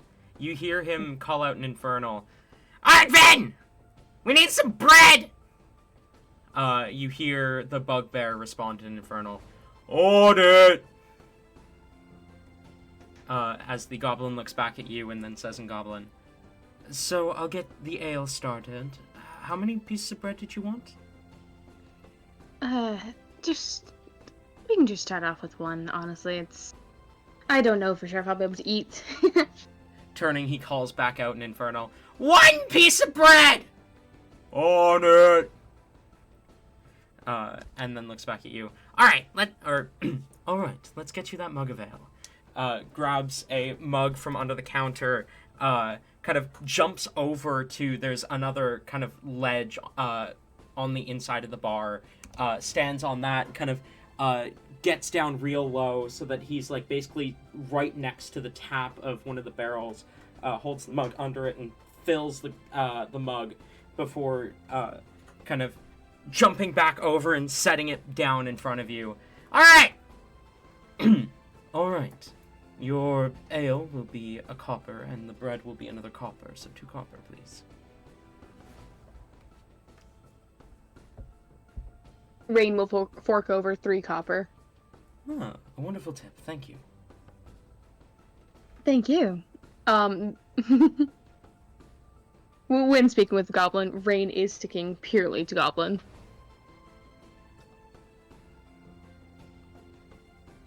You see, the Goblin turns, as someone calls out, Bartender! In Infernal, and the Goblin responds, Fuck do you want? And, scrambles across the bar towards the person who called out for him. Alright. Rain's gonna do a little bit of heavy drinking, right? For like the next couple hours.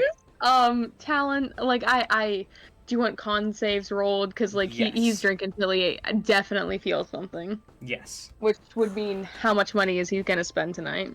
Well, roll a concept to find out. I'm missing my dice. Hold on. Where the fuck did my dice go? Where the fuck did my dice go? What? Found my dice.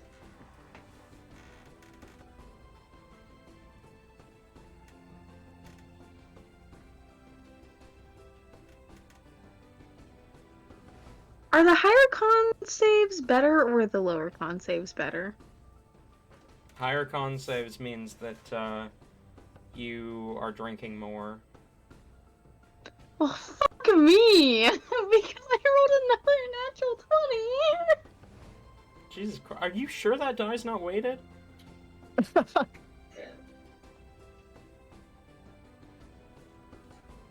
That is 4 natural 20s this session. I'm wasting all of my luck on this session. The next combat's gonna be fucked, guys. Yup.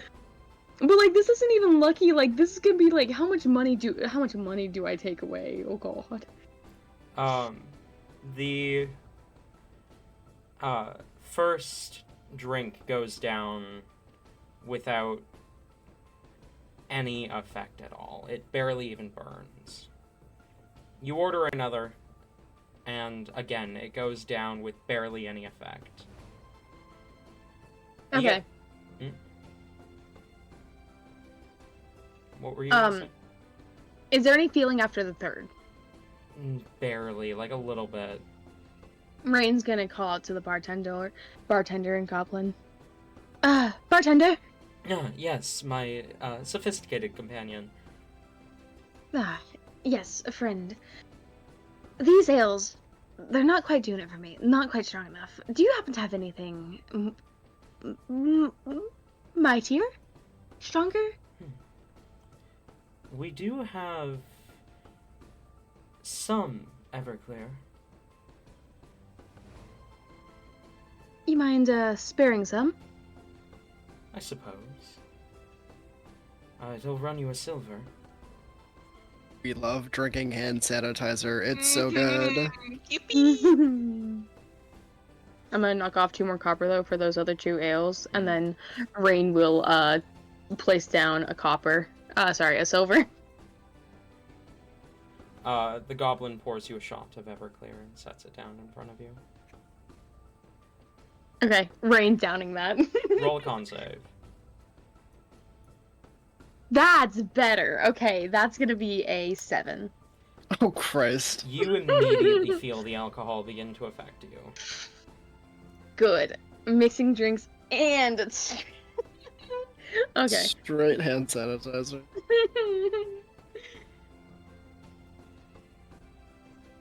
I imagine like Rain does give like a visible shudder. That's a bit much. I can't. Thanks. Thank you. I feel like Rain would go for one more and then kind of just like go to his room. Oh my god.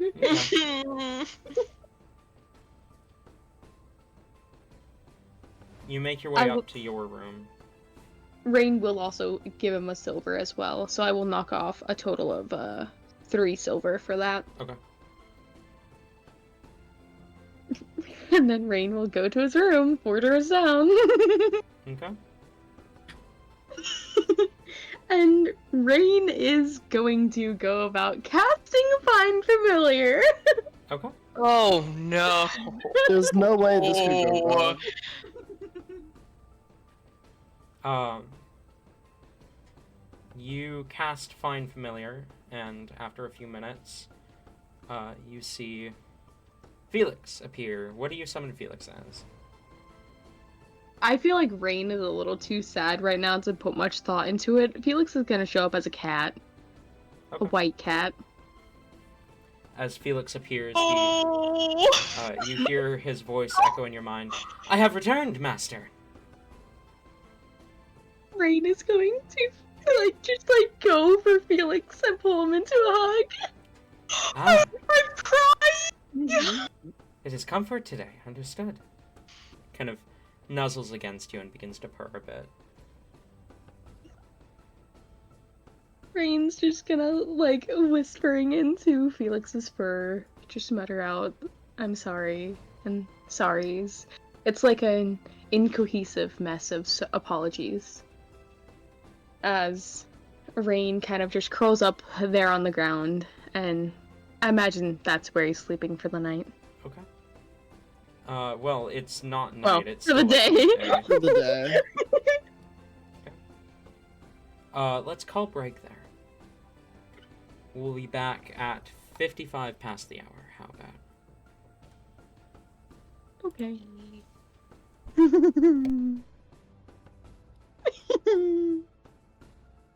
Damn. I'm sorry, Tori. No, this is amazing. This needed to happen. Got drunk Rain. Best thing is, you guys, Hyacinth is waiting for Rain to return. Rain's not returning.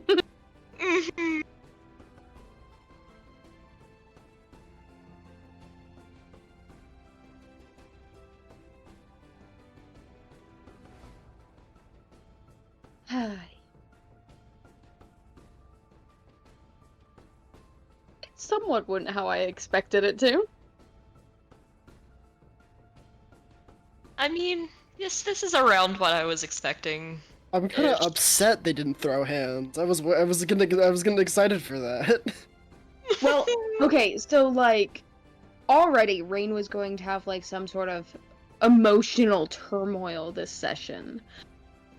But it was originally going to be about the fact that like his friend's back from the dead and all that. And in the middle of his emotional turmoil bit, someone walked up on him. You know, it wasn't a safe space for him. So he, realized, oh hey, not a safe space, not a safe city. Need to get back to Hellebore and the others before they get endangered. So I kind of just like shut that shit down and needed to go back to the party. Get close, get into the same area as them, so that if shit goes down.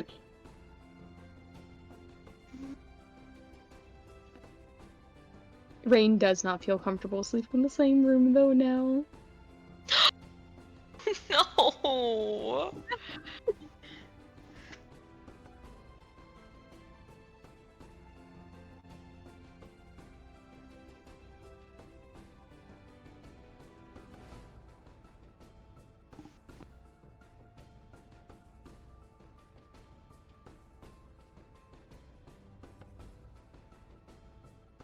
Thoughts on session so far, Tori? Tate? Sorry. Oh, I am sorry to do it to you, Ayla. I hope you're not upset. I just genuinely think that it would have happened. I understand your guys' character points as to where you're coming from when you did it. I'll give you that.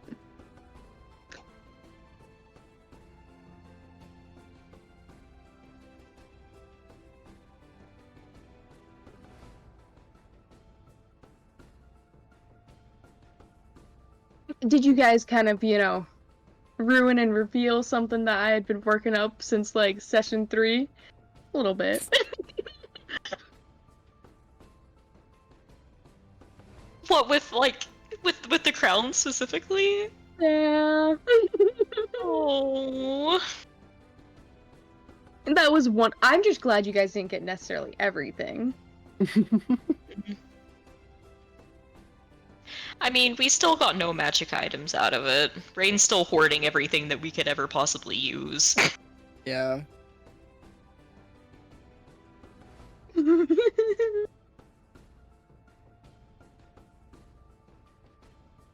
Rain also has the fucking hat again. It's an addiction. Only go well. If that shit gets put on again, Yasmin will be stealing it, and you will not be getting it back. I'm gonna make that clear right now. And I'm gonna make it clear right now, though, because of information I'm being given, Rain will throw very violent hands and possibly even murderous ones for the hat. Okay, cool. Oh, So we're having awful. cool. So we're having PvP character deaths. This is fun. Maybe okay, so I was straight up debating I was like, would Rain have the audacity to turn to Talon and be like, get the fuck out of this party? Because I know Hellebore wouldn't let that shit fly. But would Rain have the audacity in the moment to be like, get the fuck out? Rain so very nearly just wanted to just fucking run. Oof. That's already an issue Rain has, where he just runs from everything. Mhm.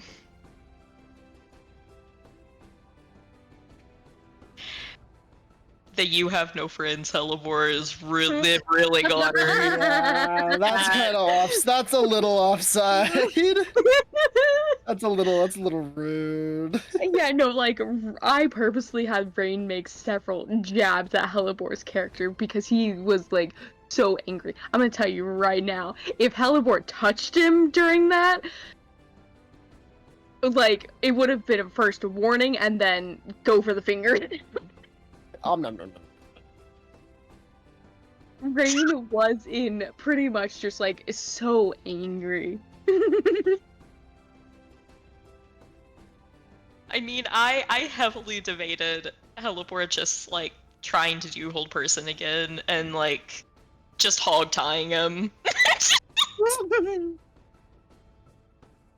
And see, like, the more I'm glad, like, we both were able to like find a good balance, because like, all in all, I will say I feel like that scene was very well balanced. It was stressful, anxiety-inducing, but not overly so.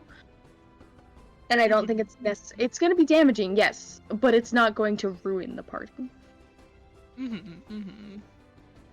But I think like, because like, honestly, it could have gone very much like a 0 to 100 situation very easily, where like feelings get hurt way more, and like party no longer is party.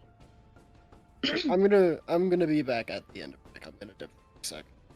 Okay, you're good. Tori, do you have I'll anything be you need to do for back. break?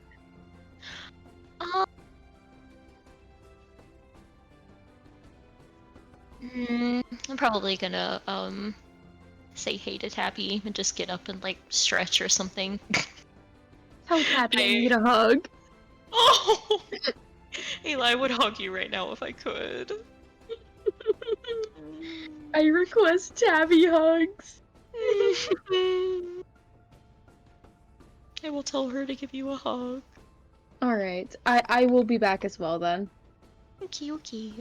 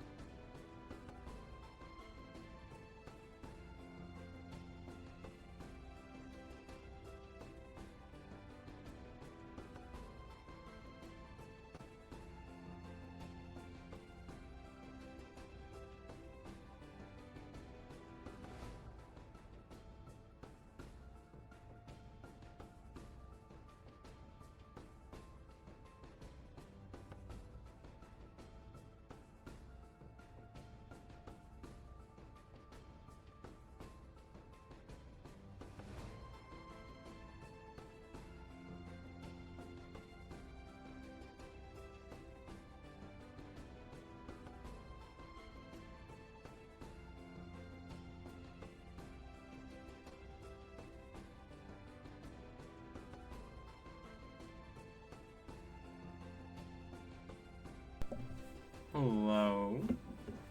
Uh, Ah.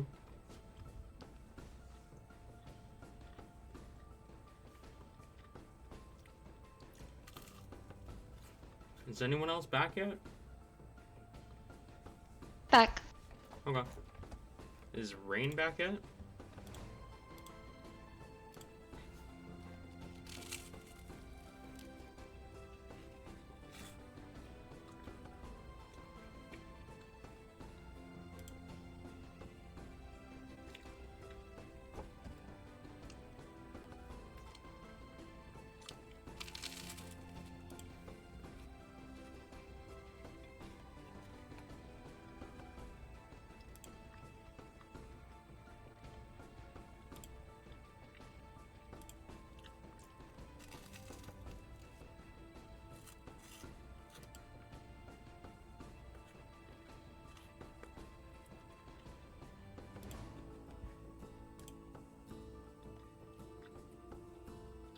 Okay, well, I'm gonna flip it back over.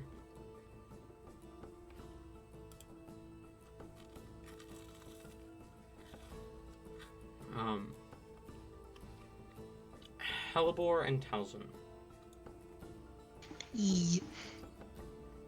Sleep comes, and you awaken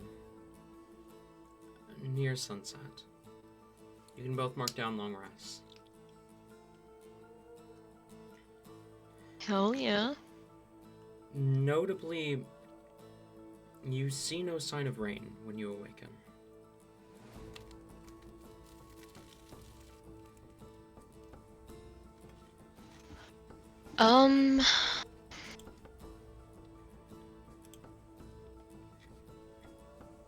Halibor kind of, she awakens and then just kind of sits there, for a bit. Just like a few minutes, just thinking, kind of trying to calm herself down before she has to go deal with, whatever has happened to Rain. She finally will kind of start to get up, and if Telzin and Hyacinth are still asleep, she'll gently kind of nudge them awake as well. You do see Hyacinth sitting cross-legged on the floor in a meditative trance.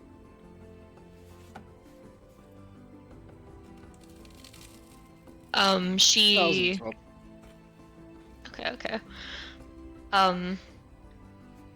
She'll kind of start to get up, stretch, like get her things, and then make sure, like nudge, like Hyacinth, make sure that he's fully awake. His eyes open after a moment. He looks to you. Good morning.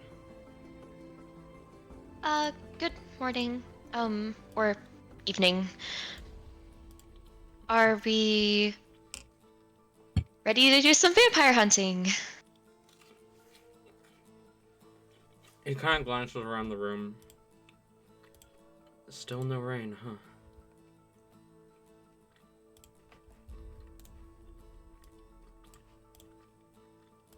Halibur's still a bit angrily, looks away at that, but tries to just kind of smile and wave it off a bit. I guess we can ask the innkeeper if he came through here or not, or if he said where he went, but it's dangerous to leave him alone. I don't want to do it, but I can't control him, and I'm quite tired of trying to do so. If he gets captured and he needs help, I'll be there, but if he wants to run off and get himself in those types of situations, mentally, I can't do it. Hyacinth nods. Alright. Let's go see. Meanwhile, Rain. Yep. You awaken. I'm at. Okay, go ahead. Sorry. No, go on. What do you do as you awake? I imagine Rain has been like curled up around Felix for most of the night. In like a tight knit little ball. He passed out in the middle of the floor, still in his clothes. Wasn't ready or anything for actually sleeping. Like there's still remnants of the. They fell asleep like partially inside the circle that he used to cast Find Familiar. So as he awakens to a little bit of soot on his face, he kind of uncurls from Felix and. Is Felix awake, I'm assuming? Mm-hmm. Ah, good morning, Master. Well, good evening. Rain will just mentally give like a happy little nudge back and a good morning, giving Felix a little bit of a scratch on the head. You're a good kitty. Thank you. It is my job.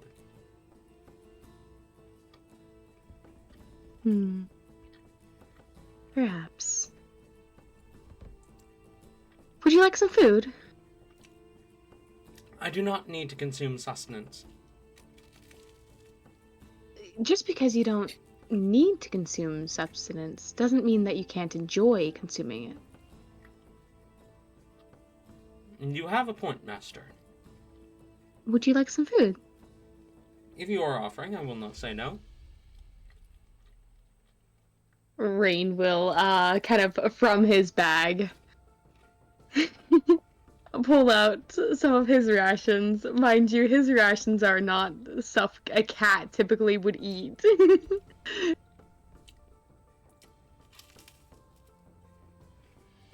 Fruits, breads, nothing meat-wise, so poor kitty. Rain will spend probably the next 30 minutes or so cleaning himself up, cleaning up the mess he left on the floor, and just kind of stretching. And he'll also go through a color change as well on his palette. Okay.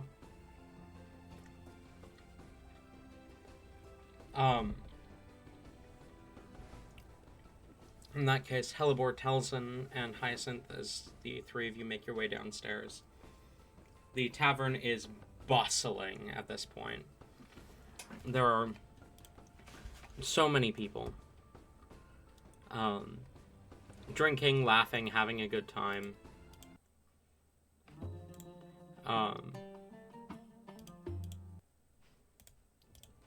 As a bard continues to play off in one corner. A different bard this time than last night, or than earlier. You do see the same goblin still kind of scuttering about atop the countertop. What do you do? Poor dude never gets a break. Always Hellebore. running around.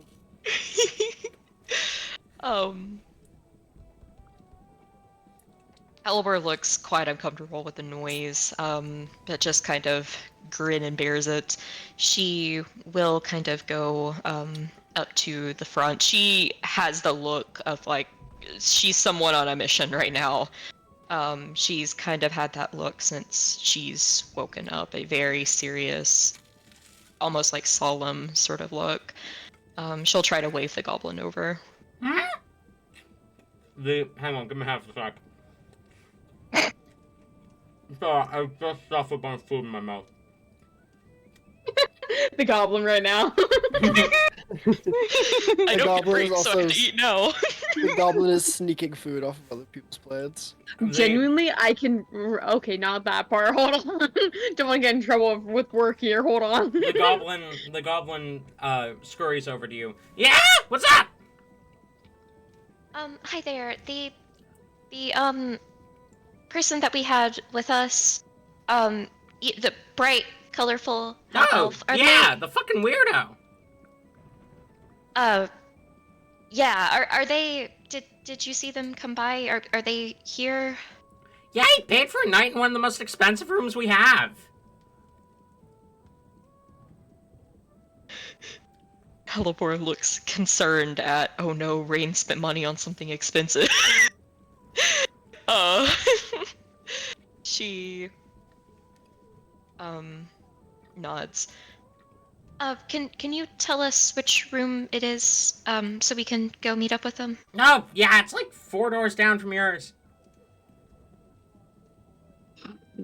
Okay, thank you. Well, I'll probably be back down, soon for food. If you want to go ahead and get, like, a lot of, You can tell Helibor's going down her dark arc as she kind of swallows and looks back up. a lot of meat would be nice. Alrighty! What? I did not. What kind of meat? Anything. I do really like regional dishes, though. I've not spent a lot of time in Asunia. Something like from around here would be cool. Ooh, we've got sand shark. It's real good this time of year. Hmm. We also got camel, if that's more your style. Sunshock sound like a lot cooler and cuter. Yeah. I'll do that. Like a just a lot of that. Like a lot. All right. Kind of stares at you for a long moment. So much. Oh, I she'll adore this little guy. she'll turn and walk up to Rain's room nervously. 4 doors. So which doors do you choose? Do you count 4 numbers or 4 doors on your side?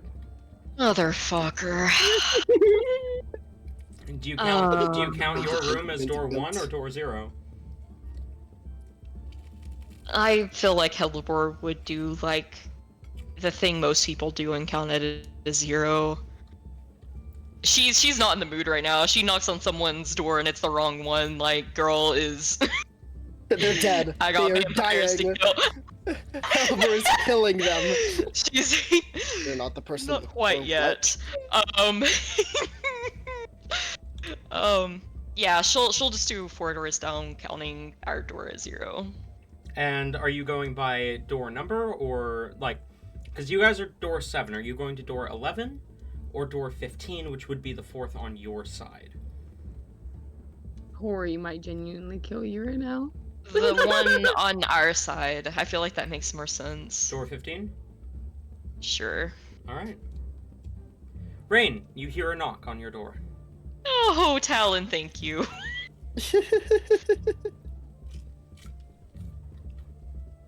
Okay, Rain will take a moment. What how far into his cleaning himself up did Rain get? Probably about 10-15 minutes. Okay, so he's Rain would probably just call out. Actually no, Rain wouldn't call out, just to be safe. Rain will approach the door. I imagine like he's already cast prestidigitation. He's in the middle of cleaning up, and then realizing someone's at his door, he is gonna cast prestidigitation a few times just to, you know, make himself look clean, smell clean, and yeah. And he will try to peek out the door and slightly crack it open. You see the party. Rain will open the door ever so slightly more and just kind of lean on the frame.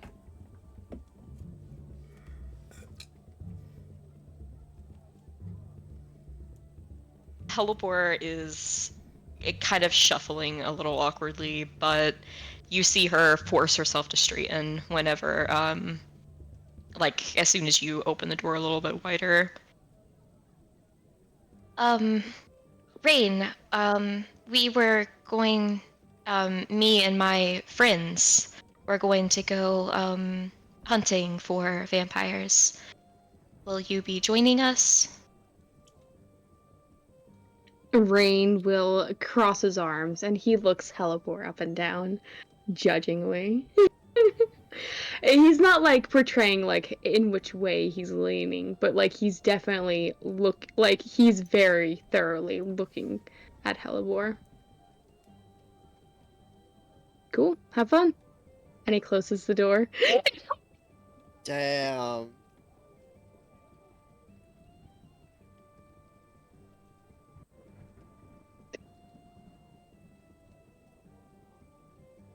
God. Helipor has had too much happen to her right now to be able to deal with this. Like,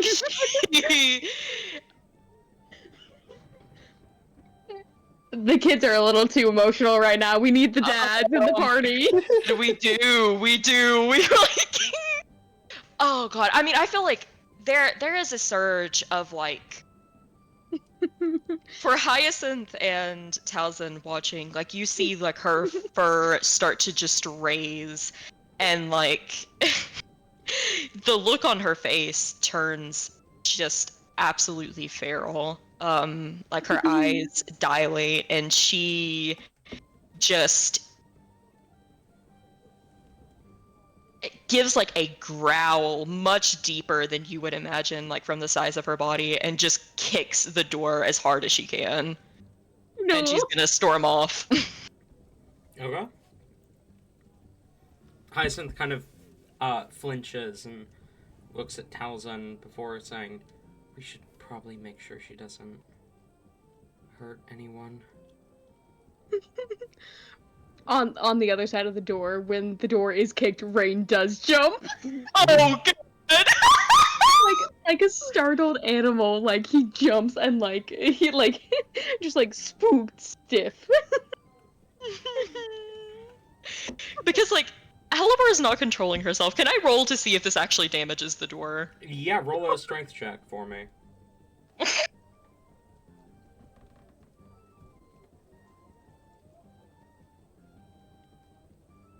First you wreck the pillow, now you're breaking the door. Yeah, dun, dun, dun, dun, dun. That's a plus. Do I have to my strength? Plus 0. That's a 13. 13? Yes. You definitely splinter the wood a bit. Okay. There's damage. She's left her mark. She's like, I mean, it is probably real spoop for anyone that is like locking eyes with her right now. Like she is she is turned into a fucking predator. Like she is on her way. She's just storming down and is going to sit down and eat her meal. Can I ruin the scene for everyone just a little bit? Please keep in mind, this entire episode, this entire session, everyone's been walking around like it's almost a modded game with the owl bears on their back. Yeah,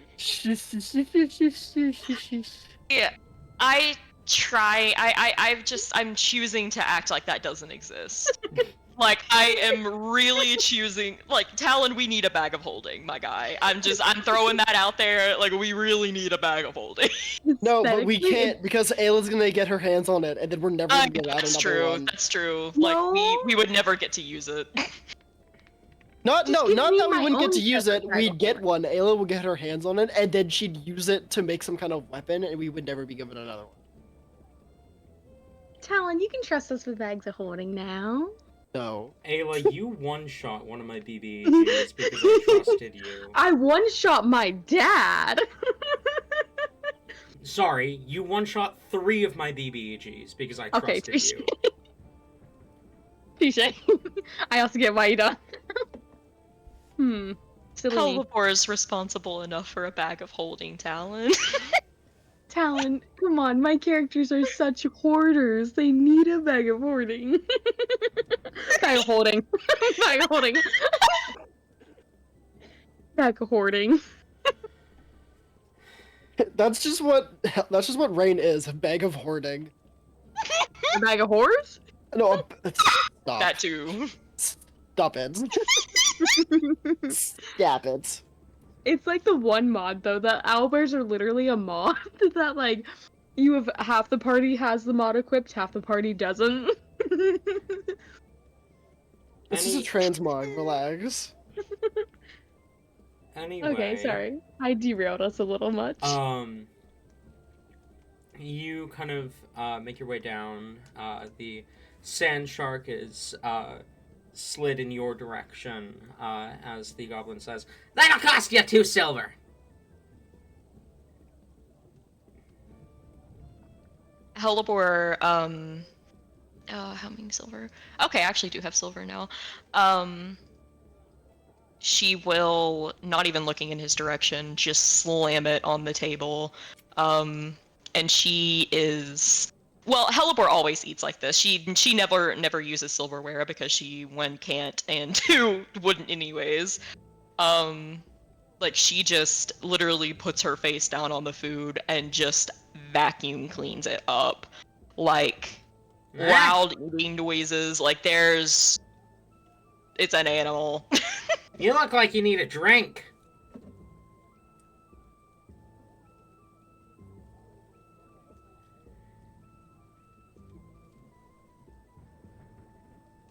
Rain would make his way downstairs, like 5 minutes after the party left, by the way. Okay.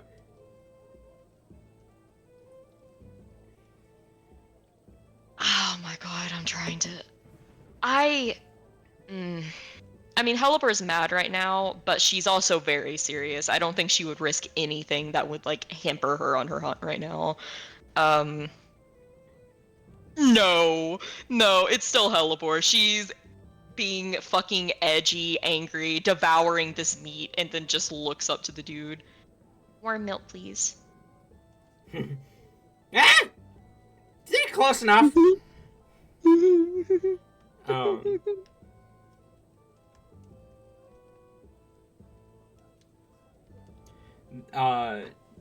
The goblin turns around, calls out something in Infernal. Do you speak Infernal?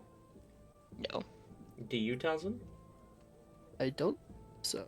Okay. Oh. Calls out something in Infernal that you don't understand. You hear the bugbear in the back call out something in response, and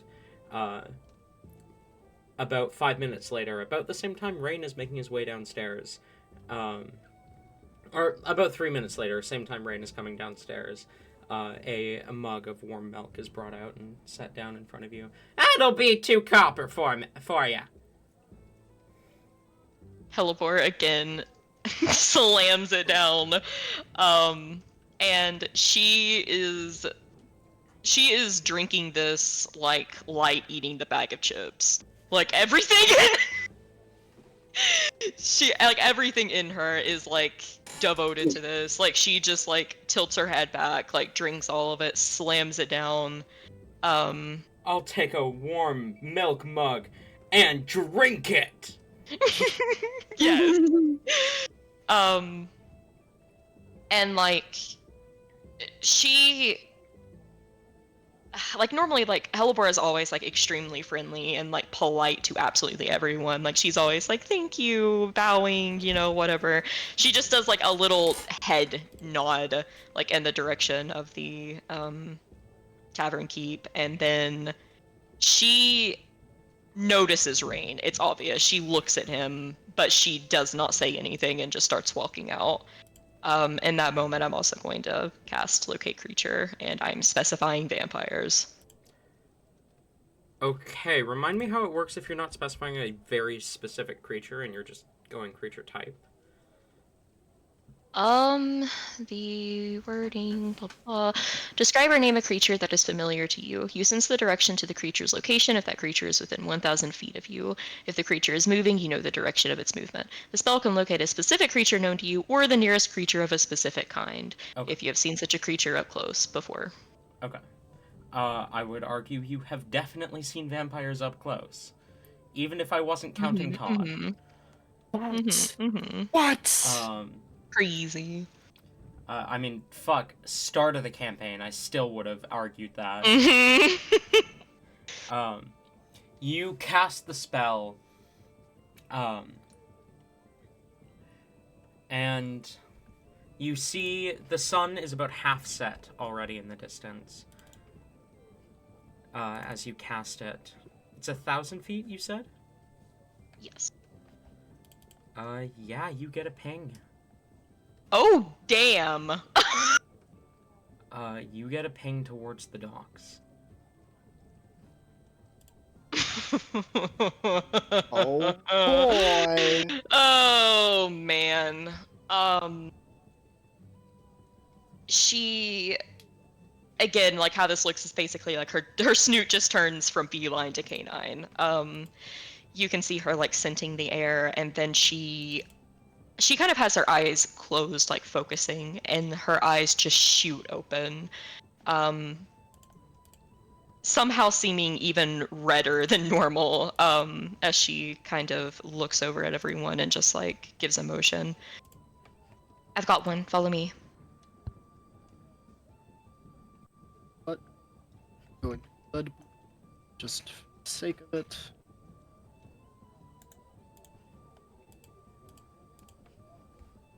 As fuck is my 6.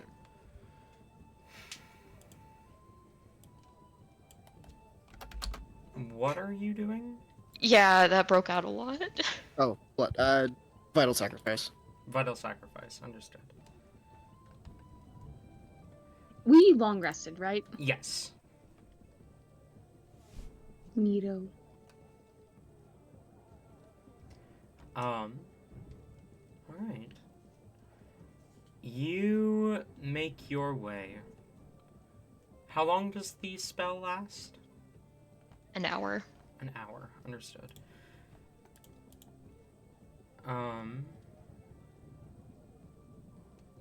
What is your passive perception?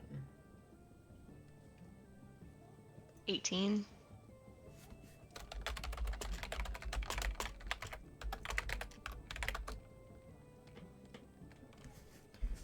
Okay. You begin to move towards the docks. Following this ping, following the scent of vampiric activity.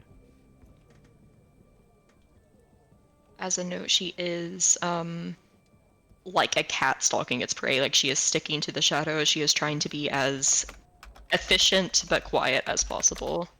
Okay. You move through the desert city.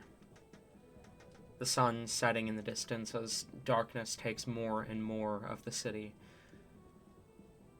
And more of it becomes treading ground for vampires. More and more of it becomes safe for the crest hunt to travel through. You make your way following the scent as you see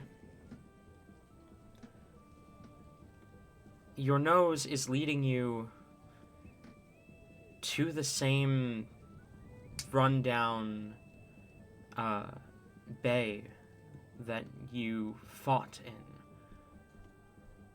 But the ping is lower, below the bay, below the ship bay. And it's moving, coming up.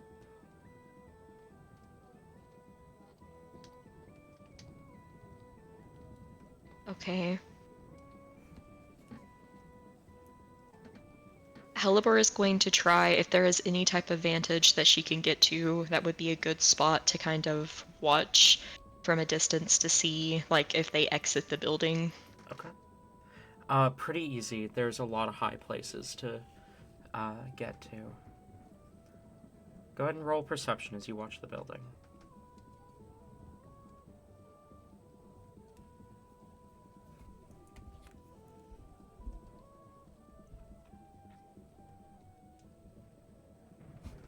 I should change the music. 22. You guys are no longer in the tavern. 22.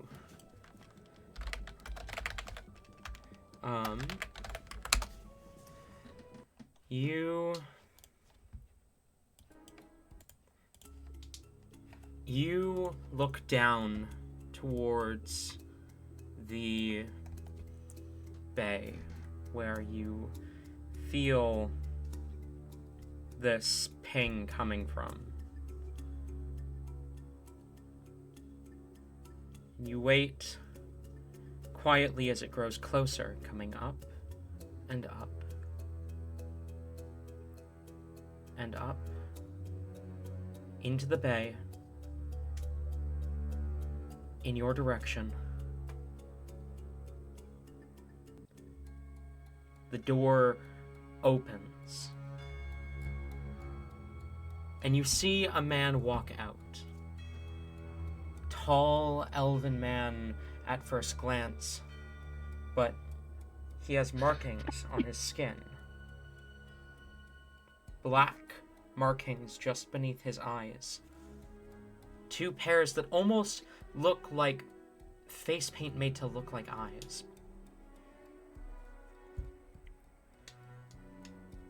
His hair is long and white with a streak of red through it. His eyes glow red in the night, and there's something about his armor that looks ancient. Roll a history check.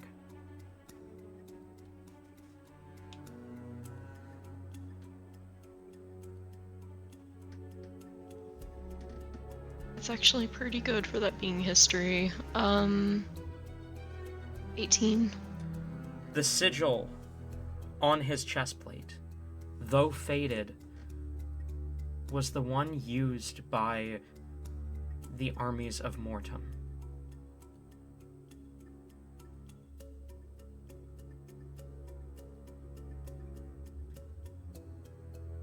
You see, he has a pair of long swords sheathed at his side as he steps out of the building, flanked by 4 other figures, their eyes also glowing red in the night. One of them being Zed.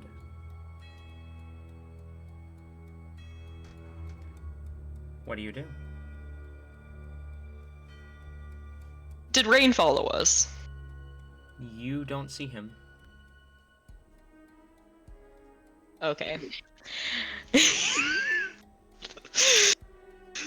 Oh boy. Oh man.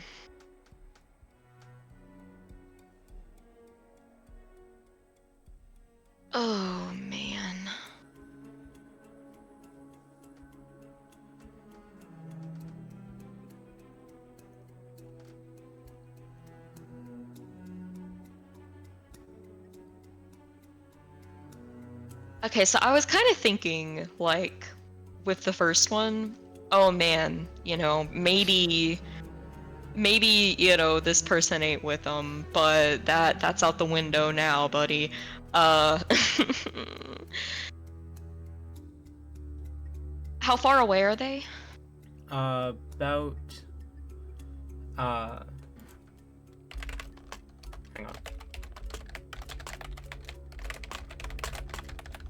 About, give or take, 50, 60 feet? No. We'll call it like 100. Okay. Either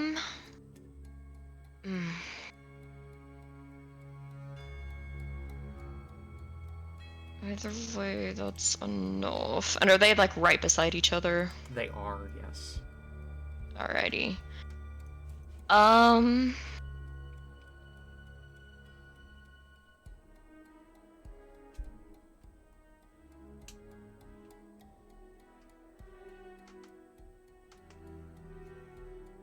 Okay. Helibor is going to go ahead and try to do Wall of Fire. And she's going to try to do the ringed one that is 20 feet in diameter, 20 feet high, and 1 foot thick. Okay. To ring them in there. The hurt side obviously put toward them. This wall of fire erupts, and you immediately see the one in the lead kind of holds up a hand. looks curiously at the wall of fire that surrounds them now.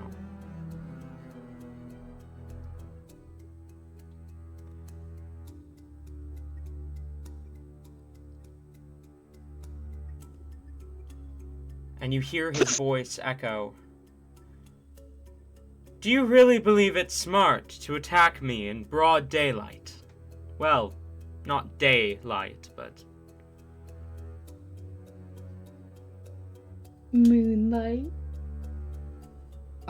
I didn't ask. I assumed, like, just in my head that these are like some banking ass docks. Like, is this a bustling city of people? Like right here, Not like where here. we are? No, not right where Okay. you are. Okay. I was about to say I wouldn't have done that otherwise, but I assumed that there probably Yeah. was not. You This know. this is a quieter, more rundown, kind of hidden away part of the docks. Okay. Fire glows in the dark. It's black fire. It's black, deathy, rotting fire. Okay, touche. That pit absorbs light, actually. It does. It does. Vanta black fire.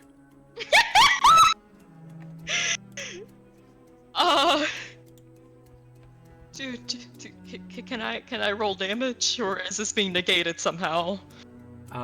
You cast the spell. The fire does not seem to hurt the guy in the lead. What about the other ones? I would argue the other ones were just far enough back. Because the hurt side only reaches out 5 feet, right? But it's like a circle. It's a ringed wall up to 20 feet in diameter, Yeah, 20 but feet it's high. and 20 1 foot feet thick. diameter. Yeah. So is that like... I don't know. I guess I thought they were right up in his ass. I don't have a man. I don't know. Okay. If it doesn't get them, it doesn't get them. Whatever. The map might be helpful. I don't have a map for this position.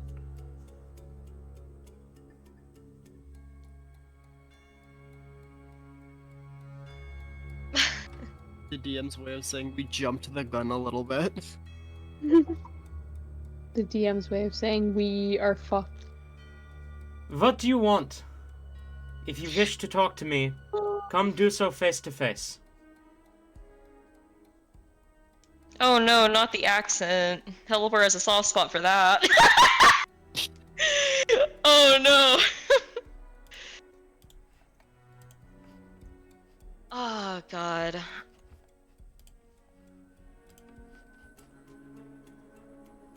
Oh god, give me a moment of thinking. Okay.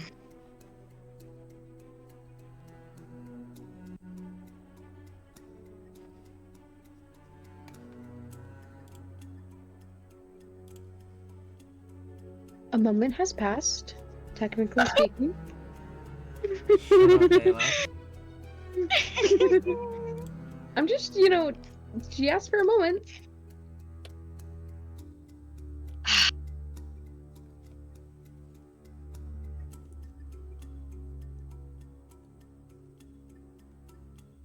Against her better judgment.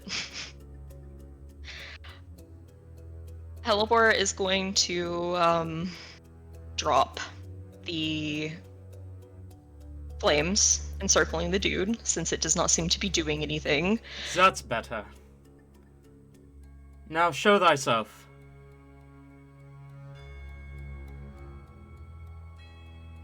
And we may talk freely. I've no intent to harm thou, if thou hast no intent to harm I. Uh-oh.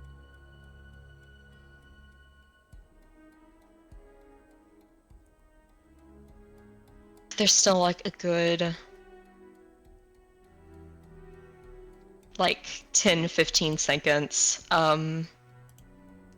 before how are the other ones reacting, like the ones that were following him? The spawn, you gather, are kind of a little frightened by the wall of fire, but seeing his calmness, it kind of calms them.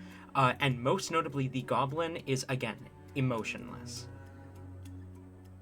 Zed looks identical to when your mother was killed. Okay. Oh, such a bad idea. Halibor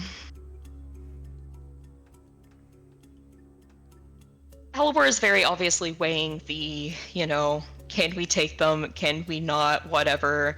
Realizing, hey, we've not been able to take any of them yet, and that did literally nothing. She is not in the sound mindness right now to realize that she's probably not going to be able to negotiate with these people. She will kind of whisper to the other ones, to Hyacinth and Talzin. Stay back, run if something happens, and I'm not leaving you behind. At least stay hidden for now. All right, I can promise that much.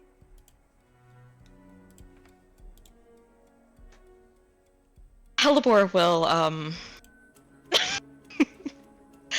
get up and, like, I mean as confidently as she can possibly muster, which is she's shaking. Like, the fear of vampires is real. Like, the trauma has not went away. She is shaking, she is scared, but, like, her eyes are fucking steel right now. Like, she is determined. She is going to start to approach. Okay. As you begin to approach, you see his eyes suddenly snap to something in the shadows as he says, "And thy who wishes to sneak up upon me, show thyself, and I shan't slit your head from your body." From the shadows, you see Rain slink out. Oh, God! Booyah. It begins. Rain comes out and he's looking past the original vampire guy, and he's just staring at Zed.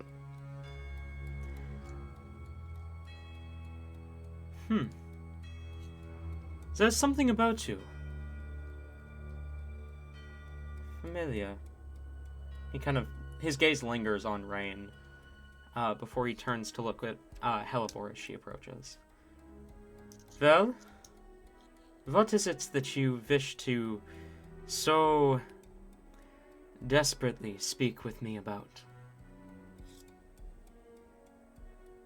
I do not wish to desperately speak with you. I wish to desperately kill you, but it seems that might be off the table. Oh, certainly, I do not recommend attempting to kill the Devil's Blade. Lucifer, at your service. Oh, fuck. Oh, Jesus Christ. Halibor did hear that name. So this... Talon, you remember when you said we would win the last fight? I wasn't expecting you guys to try and fight this guy. You threw him here, Maine! Yeah, he was doing things, and then you decided to go vampire hunting with locate creature that I forgot you had.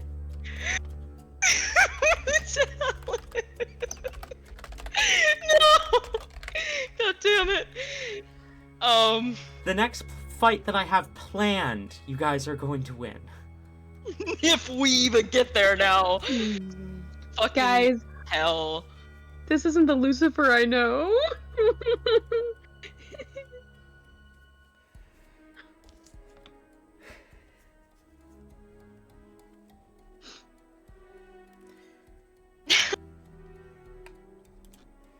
Wait a minute. Displace the tentacles. Have tabaxi. You see his, a smile kind of tugs at the edges of his mouth. Oh, I know who you are. Oh, Damon wants thy dead so badly.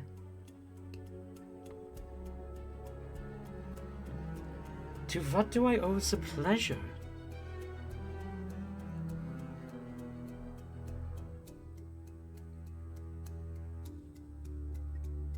Halibor is like shaking in like it's like the fear, the anger, there's also a bit of like, it's almost like public speaking, like embarrassment or shyness. Like she is not used to like Rain's over there, but like she is at odds with Rain right now. Girl has never been alone. She is not used to being in a difficult situation feeling alone. Like she really is looking like she's having a breakdown.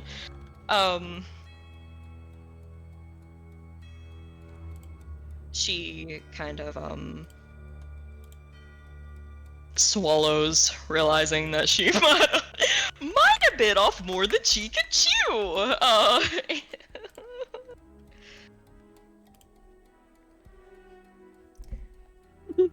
I'm distracted, Talon. I'm so sorry, guys. No, like I feel like she looks like to Rain, like it's like innate, like, you know, the please speak, and then realizes, fucking hell, I'm supposed to be mad at him right now, and then looks back at the vampire. Rain, I will give you this little bit of information, Hellebore. Or rather, Tori. When Rain does look over at Hellebore...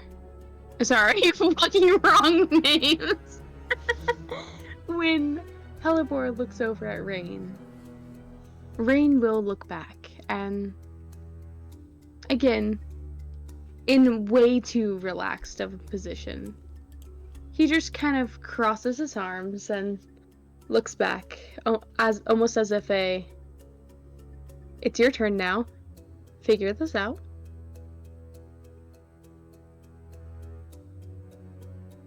Rain is letting Hellebore take charge here. No, this is awful.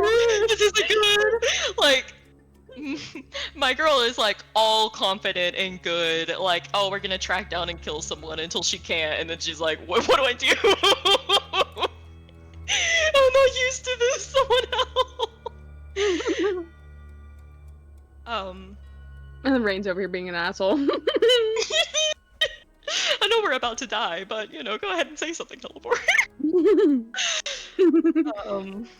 No, we're about to die, but you know, I'm still gonna be petty and let you two deal with this shit yourself. Oh god. Hellebore like kind of croaks, trying to respond for a bit before she speaks again.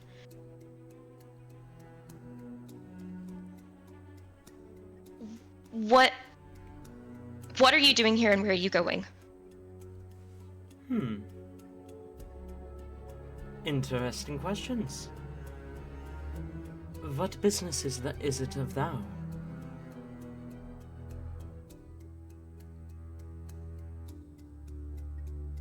I thought thou was here to kill me, to tango. What makes you ask these questions now? Hellebore can't do this. She just like kind of like there's like a little flash of confusion. I don't know how to dance.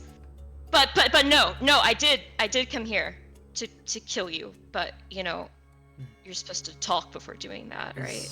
Is Yeah. tango outdated now? He kind of glances to one of the spawn. You're the newest one. Is tango outdated now? No, sir. Tango is not outdated. Rain will pipe in with this and just say, I mean, if you're offering a dance, I'll dance. Lucifer's eyes turn to you and he looks you up and down. I'll consider it. Well, you wish to talk. You ask me what I am doing, where I am going. I am going hunting, obviously. I wish to feed. It has been too many moons since my last feeding.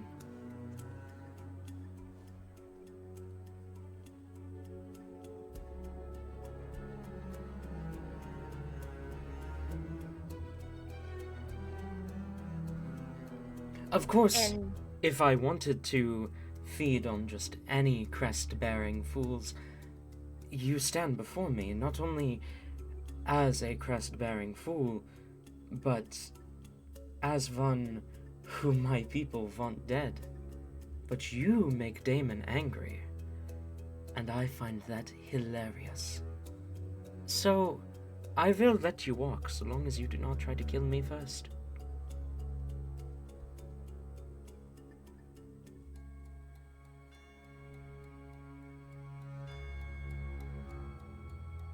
So, please, continue with whatever questions thou may have. Taliesin is actively getting ready. If he does not believe this is a fight we can win, if either of them try anything, he's vortex warping Helmar out of there. Okay. If anyone in that circle tries anything aside from Rain, he's getting Helmar out of there, and we're leaving.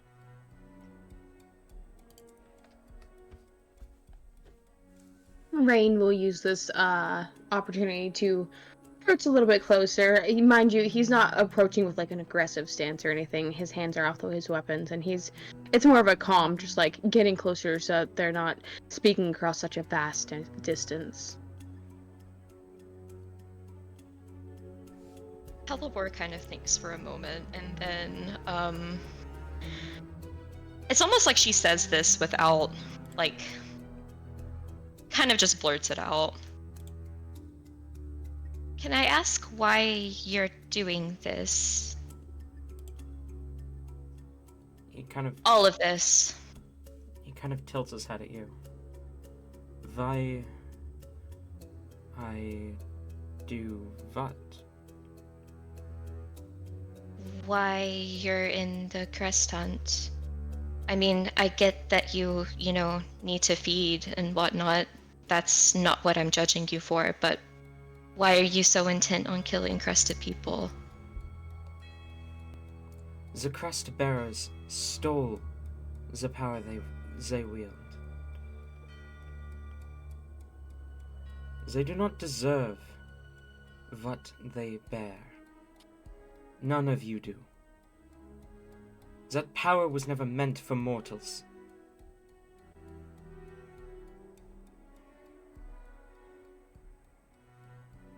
This kind of triggers something in Helibor. Like, oh no. You see, oh, Jesus Christ. It hurts because, like, these are the words that, like, she tells herself every day, and what she hates. Oh, God, no. But Her... sorry. You go. Okay, yeah, I honestly, I feel like Helibor is immediately, like, a few seconds pass and she erupts. Well, I'll have you know that it's not exactly like we chose this. It's not exactly like I chose to be born without any divine blood either. We all suffer for the way we are born. It is only the rule of life. Born without the divine blood, and yet I still managed to prove myself beyond what any of my companions believed me capable of, any of the people around me. It was Voivode who took me in, the Lord of Death, who taught me to be true to myself. And now that he has passed on his title to the Princess of Death, the new Voivode, I follow her in his namesake.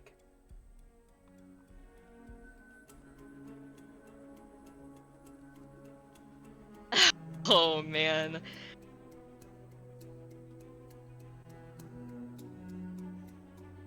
Helibor is literally... Oh my god.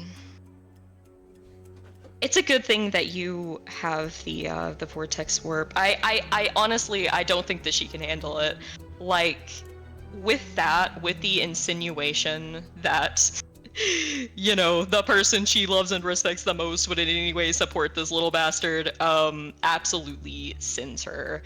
And just a look of just complete, like, it's almost like the vacant look that the Spawn have, where it's just like her mind blinks and she just gives in entirely to her basest instincts, which is kill this person right now. She tries to lunge at them, like with the intent to just bite them. Talzin's casting Vortex Warp. Yup. This is a Are fight. you resisting, Helibor?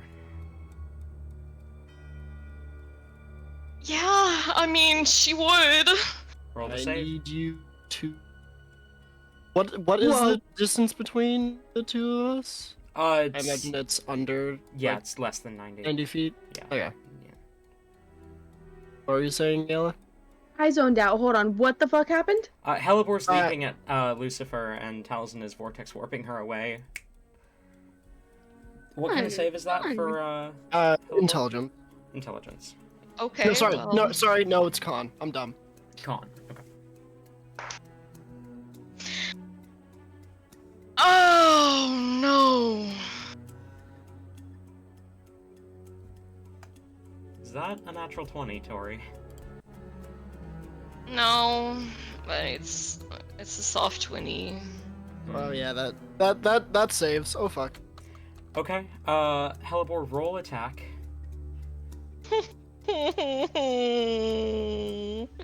Why are you relying on me? I'm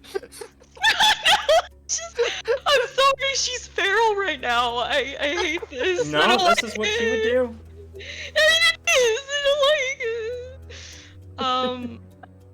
Would you allow me, in any way whatsoever, to use? Would you allow me to use my cat's claw damage, the 1d6 for her fangs? Yeah. Okay. She's basically like she's going vampire on the vampire. Like she's trying to like go for the throat. Fair enough. You said roll to hit? Yeah. Okay, that is. Oh god, what's the plus to unarmed? It's strength in your proficiency. Okay.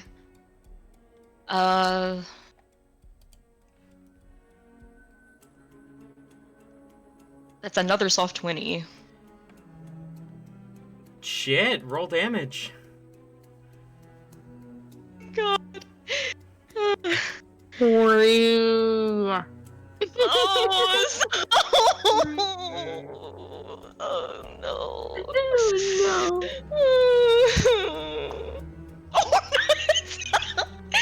I mean, it's only 6 damage, but that's max for what I could have gotten. I can just imagine as this is going down, Brain's just like arms crossed watching it. You leap at Lucifer. Your fangs meet his shoulder, and he kind of, his eyes widen in shock as your fangs pierce through his plate armor. Does a 23 hit you? It does. He grabs you, lifts you up off of him, tearing you away from his shoulder, and kind of looks up at you, tilts his head. Now that is very curious. No wonder Damon wants you dead. You're feisty. What do you think you can do against me? And he throws you 15 feet away. As you hit the ground and kind of roll a bit, he throws you 15 feet effortlessly. Kind of looks in your direction. I did tell thou I have no wish to kill you. Attack me again, and I will not have a choice. She's still. I mean, she's going to attack. She's gotta get back. And is she still within 90 feet of me, or? Yes. Can Rain go thou- to step in? Yes. He Okay. continues. If thou attacks me, I will only kill thou. I will not kill your companions, unless they step in to assist you. Rain is going to step in between. The pretty boy grows some courage. What are you doing, Helibor?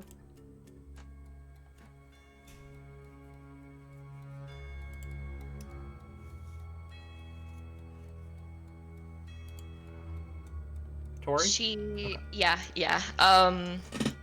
She just stands back up, kind of like wipes the blood from her mouth, and just at this point, like the fear is kind of no, it's gone. Like it's like the rage has completely enveloped any of that left. And she just meets his eyes and just yells, "Do you think I wanted this crest? Do you think I'm happy with stolen fucking power? I would give anything to get this away. I wanted his, and I'd...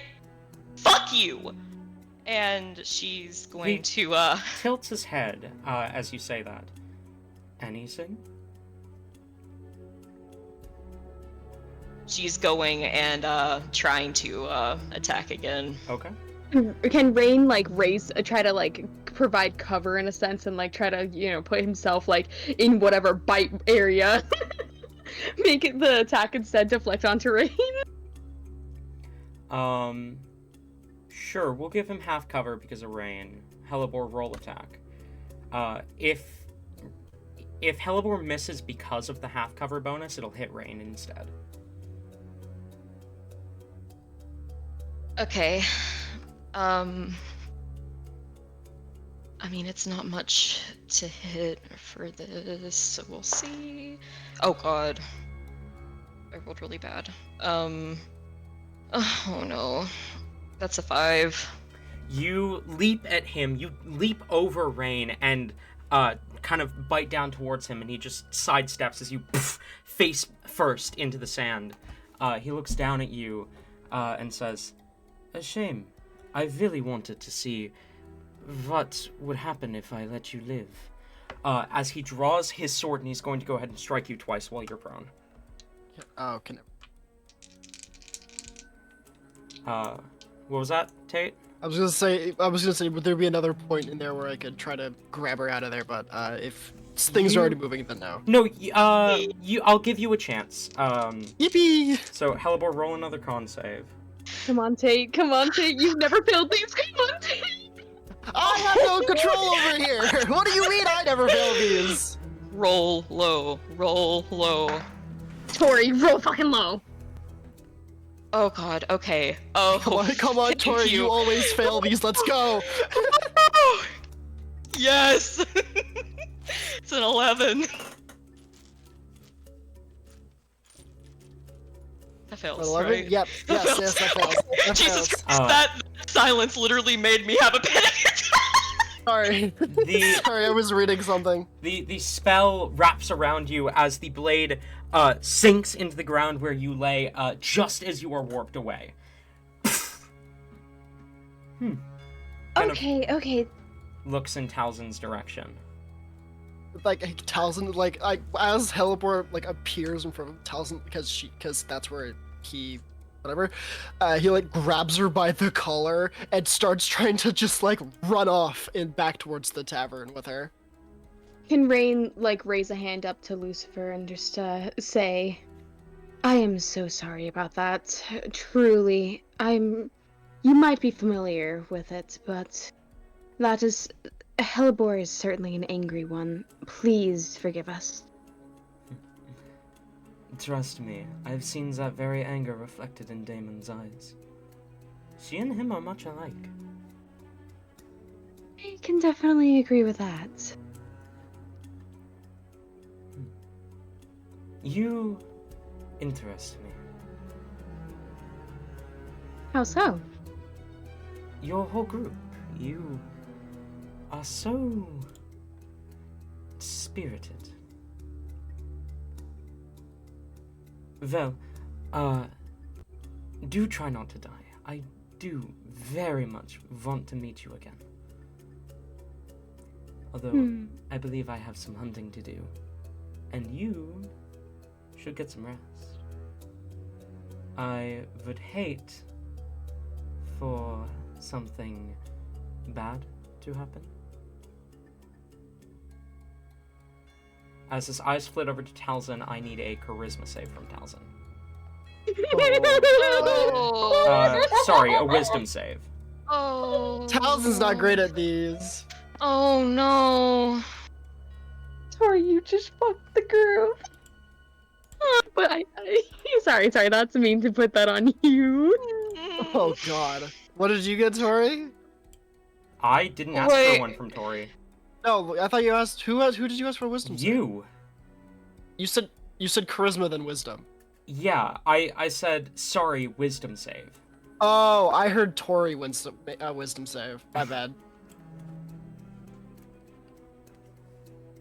Oh my. Okay, so I rolled the complete opposite fucking spectrum. You said charisma, I rolled a fucking 1 for a 0. Then you Well, said wisdom. Go on. You should have just applied your wisdom save bonus. You didn't. I don't know why I reroll. did. I don't know why I re-rolled that. That's kind of dumb, actually. Now that 6, then. Never mind. He looks at you and you immediately fall under his thrall as he says, "But I do have a promise to fulfill, so please, return home and leave the girl here. I did tell her I'd kill her if she tried to attack me again." Did she really try to attack you though? I mean, between you and me, that was pitiful attack, if so. Or be charmed by the vampire. The charmed target regards the vampire as a trusted friend to be heeded and protected. Although the target isn't under the vampire's control, it takes the vampire's requests or actions in the most favorable way it can, and it is a willing target for the vampire's bite attack. Fun. So what do you do as he tells you to leave Hellebore?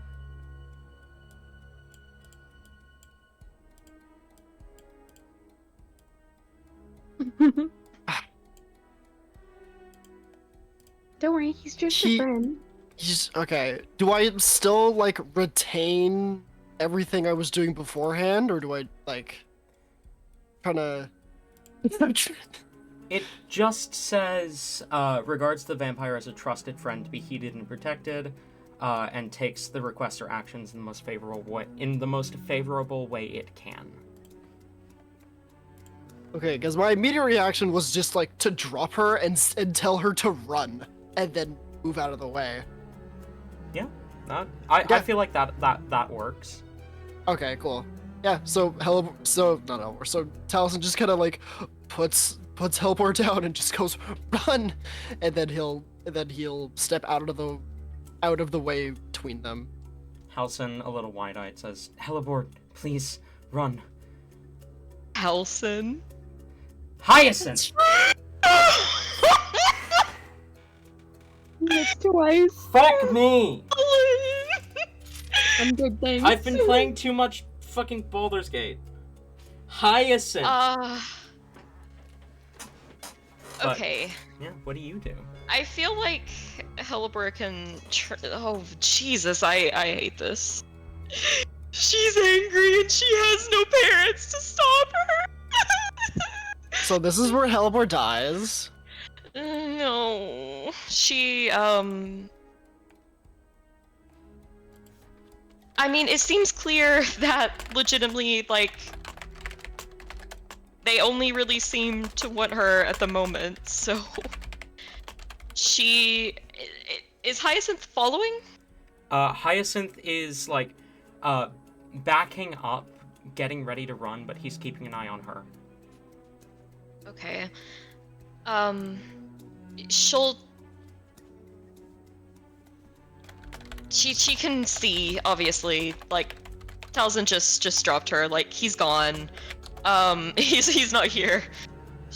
If Hyacinth is within arm's reach, she'll try to grab him and start running. If not, then she's just gonna start running. Like, I'm feline agilitying this shit. Okay. You feline agility and begin to sprint away.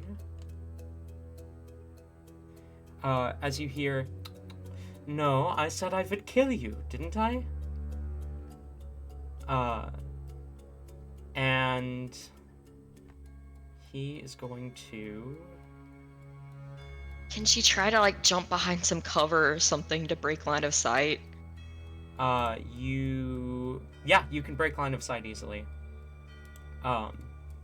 But that doesn't really help when he casts Dimension Door. As you quickly dart behind some cover, there's suddenly a flash of red light, and you see him appear, looking to you, Hellebore, as he says, "Please, the more you struggle, the more fun this is for me."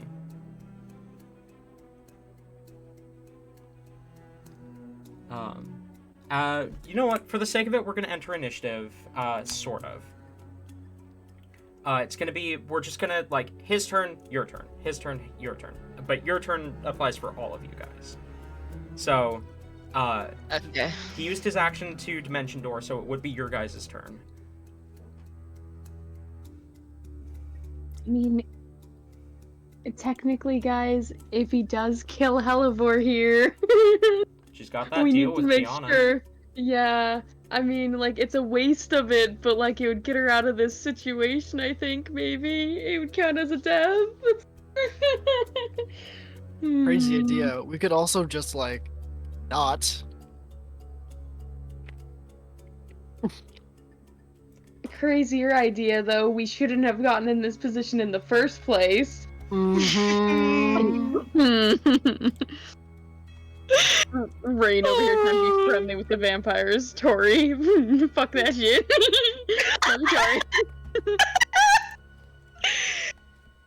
She blames these people single-handedly for every single problem that she is facing right now. Like,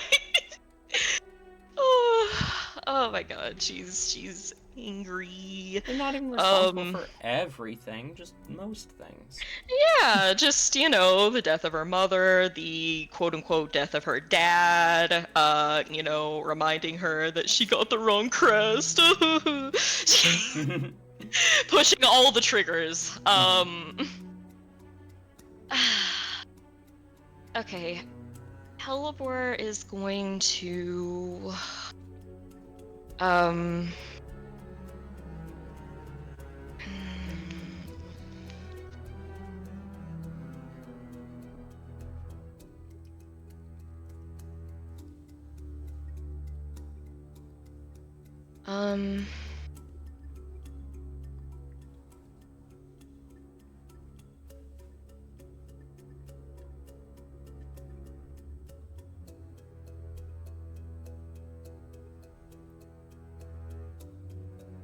I am really trying to see what I could do here that might get me actually out of this.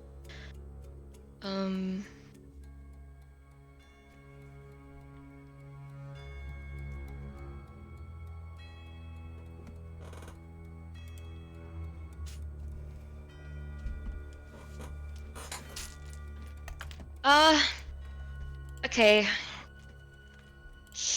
Can...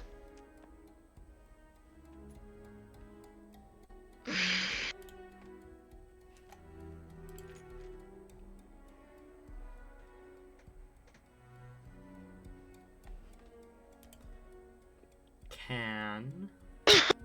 I'm trying to see something that I could do that maybe wouldn't can, be... Huh? Do the can. That'll help. That'll do him. Try to do They'll be like, something holy shit. that would maybe be able to get me out of this, but also wouldn't, like, completely fuck me over and draw a ton of attention. She's going to, she's gonna try to, she's gonna bonus action wild shape into a giant eagle and try to fly away. Okay. Does the giant eagle have flyby? Actually, you know what? I can bonus action turn into that and then use my action to disengage. You absolutely can. Let me see what things I fly by though. Shit, give me a moment. I mean, the disengage works, plus you're flying, he can't really do that unless he shapes into a bat. which is a lot slower than because I wanted to thematically like turn into a bat to be like you ain't the only one, bitch. But but she does care about getting away. He also can't use his attacks while in bat form. Except for some reason, the cheat doesn't specify... One attack doesn't specify that it's vampire form only, even though it should be, but I'm just gonna assume that it's vampire form only. And by assume, I mean I need to fix that when I go back in, because I wrote that wrong, because I'm an idiot. Okay, yeah, this is fine. She's going to bonus action wild shape into a giant eagle. Not, you know, that crazy of a creature. Hopefully you don't freak out the tail that bad, and is going to disengage. And she's flying, like, straight up. Unfortunately, Sentinel.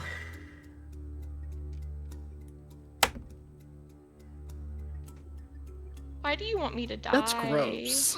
I don't want you to die, but it seems the dice do. That's a natural 20. Give me a sec. So bad. I am sorry, Tori. I truly am. I am sorry, While Tori. this I goes truly down- am. Saying as dice is rolled. As I hear the die.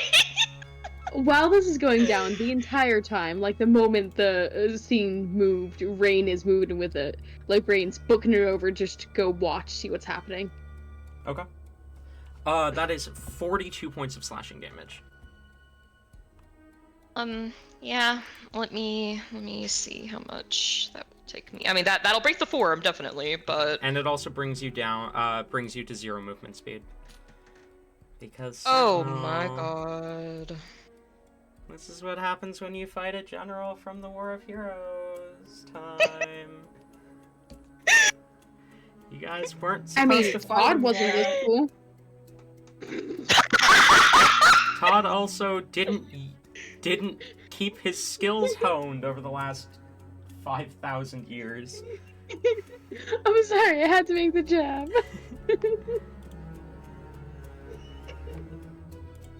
That's what's going through Rain's mind right now.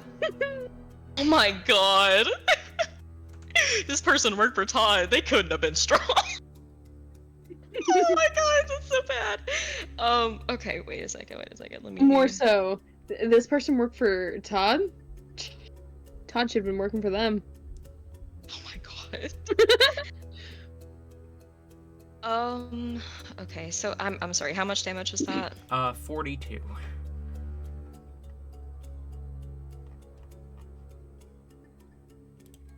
Yeah, that'll get me definitely out of there. Oh shit.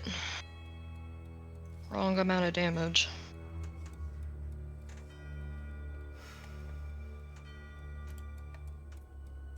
Okay, there we go.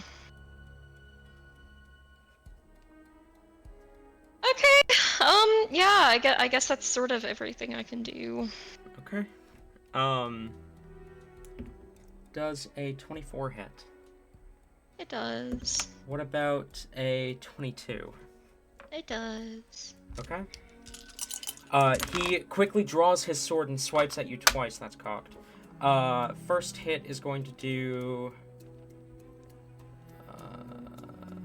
21 slashing. Okay. And second hit is going to do another 20 slashing. Okay, I'm still up. As the blade cuts into you twice, he kind of smiles and says, I do truly mean it when I say I do not want to kill you. Unfortunately, I did make a promise. And he is going to bonus action swing a fist at you. Oh god damn it! Not with the cold bitch slap. He just gets down mean- to you, then flicks you between your eyes. Tori, this is one hell of a way to Does a 26 hit? Yeah, it does. That is going to be How close is Rain? not close enough because Helbor did feline agility and dash. That is going to be another 18 bludgeoning. My my god, from the fucking punch? Yep. Yeah. She's down. Okay. Rain, you are close enough to see. You're just not Okay, close enough to act. Can Rain call out then? And just be like, wait, let's make a deal instead. As his fist impacts against Hellebore, he turns to look at you. A deal? How? But he doesn't get to finish the sentence. As Hellebore, the fist impacts with you, and you feel consciousness fade, as you hear a voice creep into your mind. You are such a fool. The amount of shit I go through to keep us alive!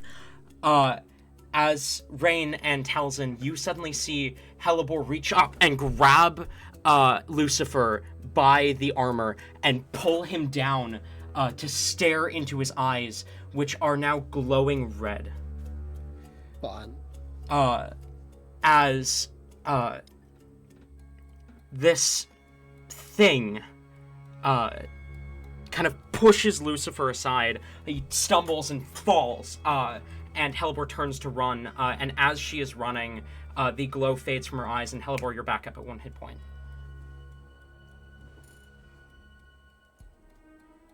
Okay, wait a second. Did this sound like the voice of No Dude? Yes.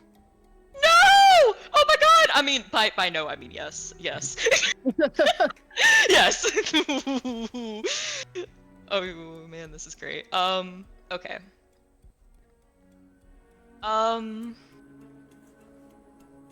Yeah, I mean, she's just booking it.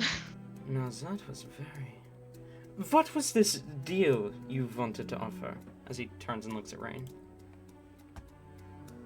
Well, originally I was gonna see if there was something, we could have for, like, a mutual exchange, but I'm kind of interested in what just happened there. Do you know what that was?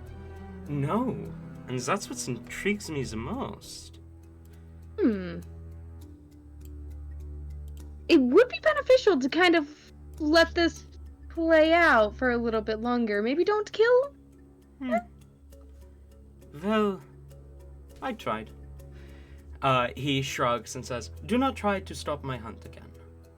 I will have blood tonight. But you are free to go.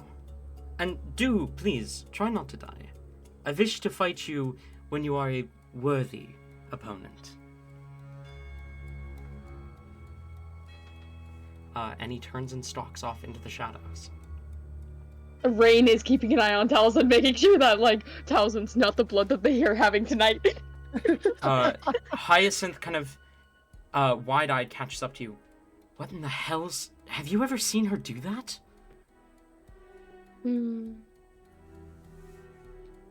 Well, you're her friend. Why don't you go talk to her about it? And Rain's going to cry. God! As you guys begin to make your way back to the tavern, we are 20 minutes over our end time. Oh, Rain wasn't going back to... Oh my Jesus Christ! The pettiness! As most of you begin to make your way back to the tavern, we are 20 minutes over end time, so we are going to end session there. Yippee. Thank you all for coming, both viewer and player. And I will see you all next week. Viewer, excuse me, bitch. We've got 5 viewers right now. Viewers. I said both viewer and player. There are 3 players. This was a general, whether you're a viewer or you're a player, thank you for coming.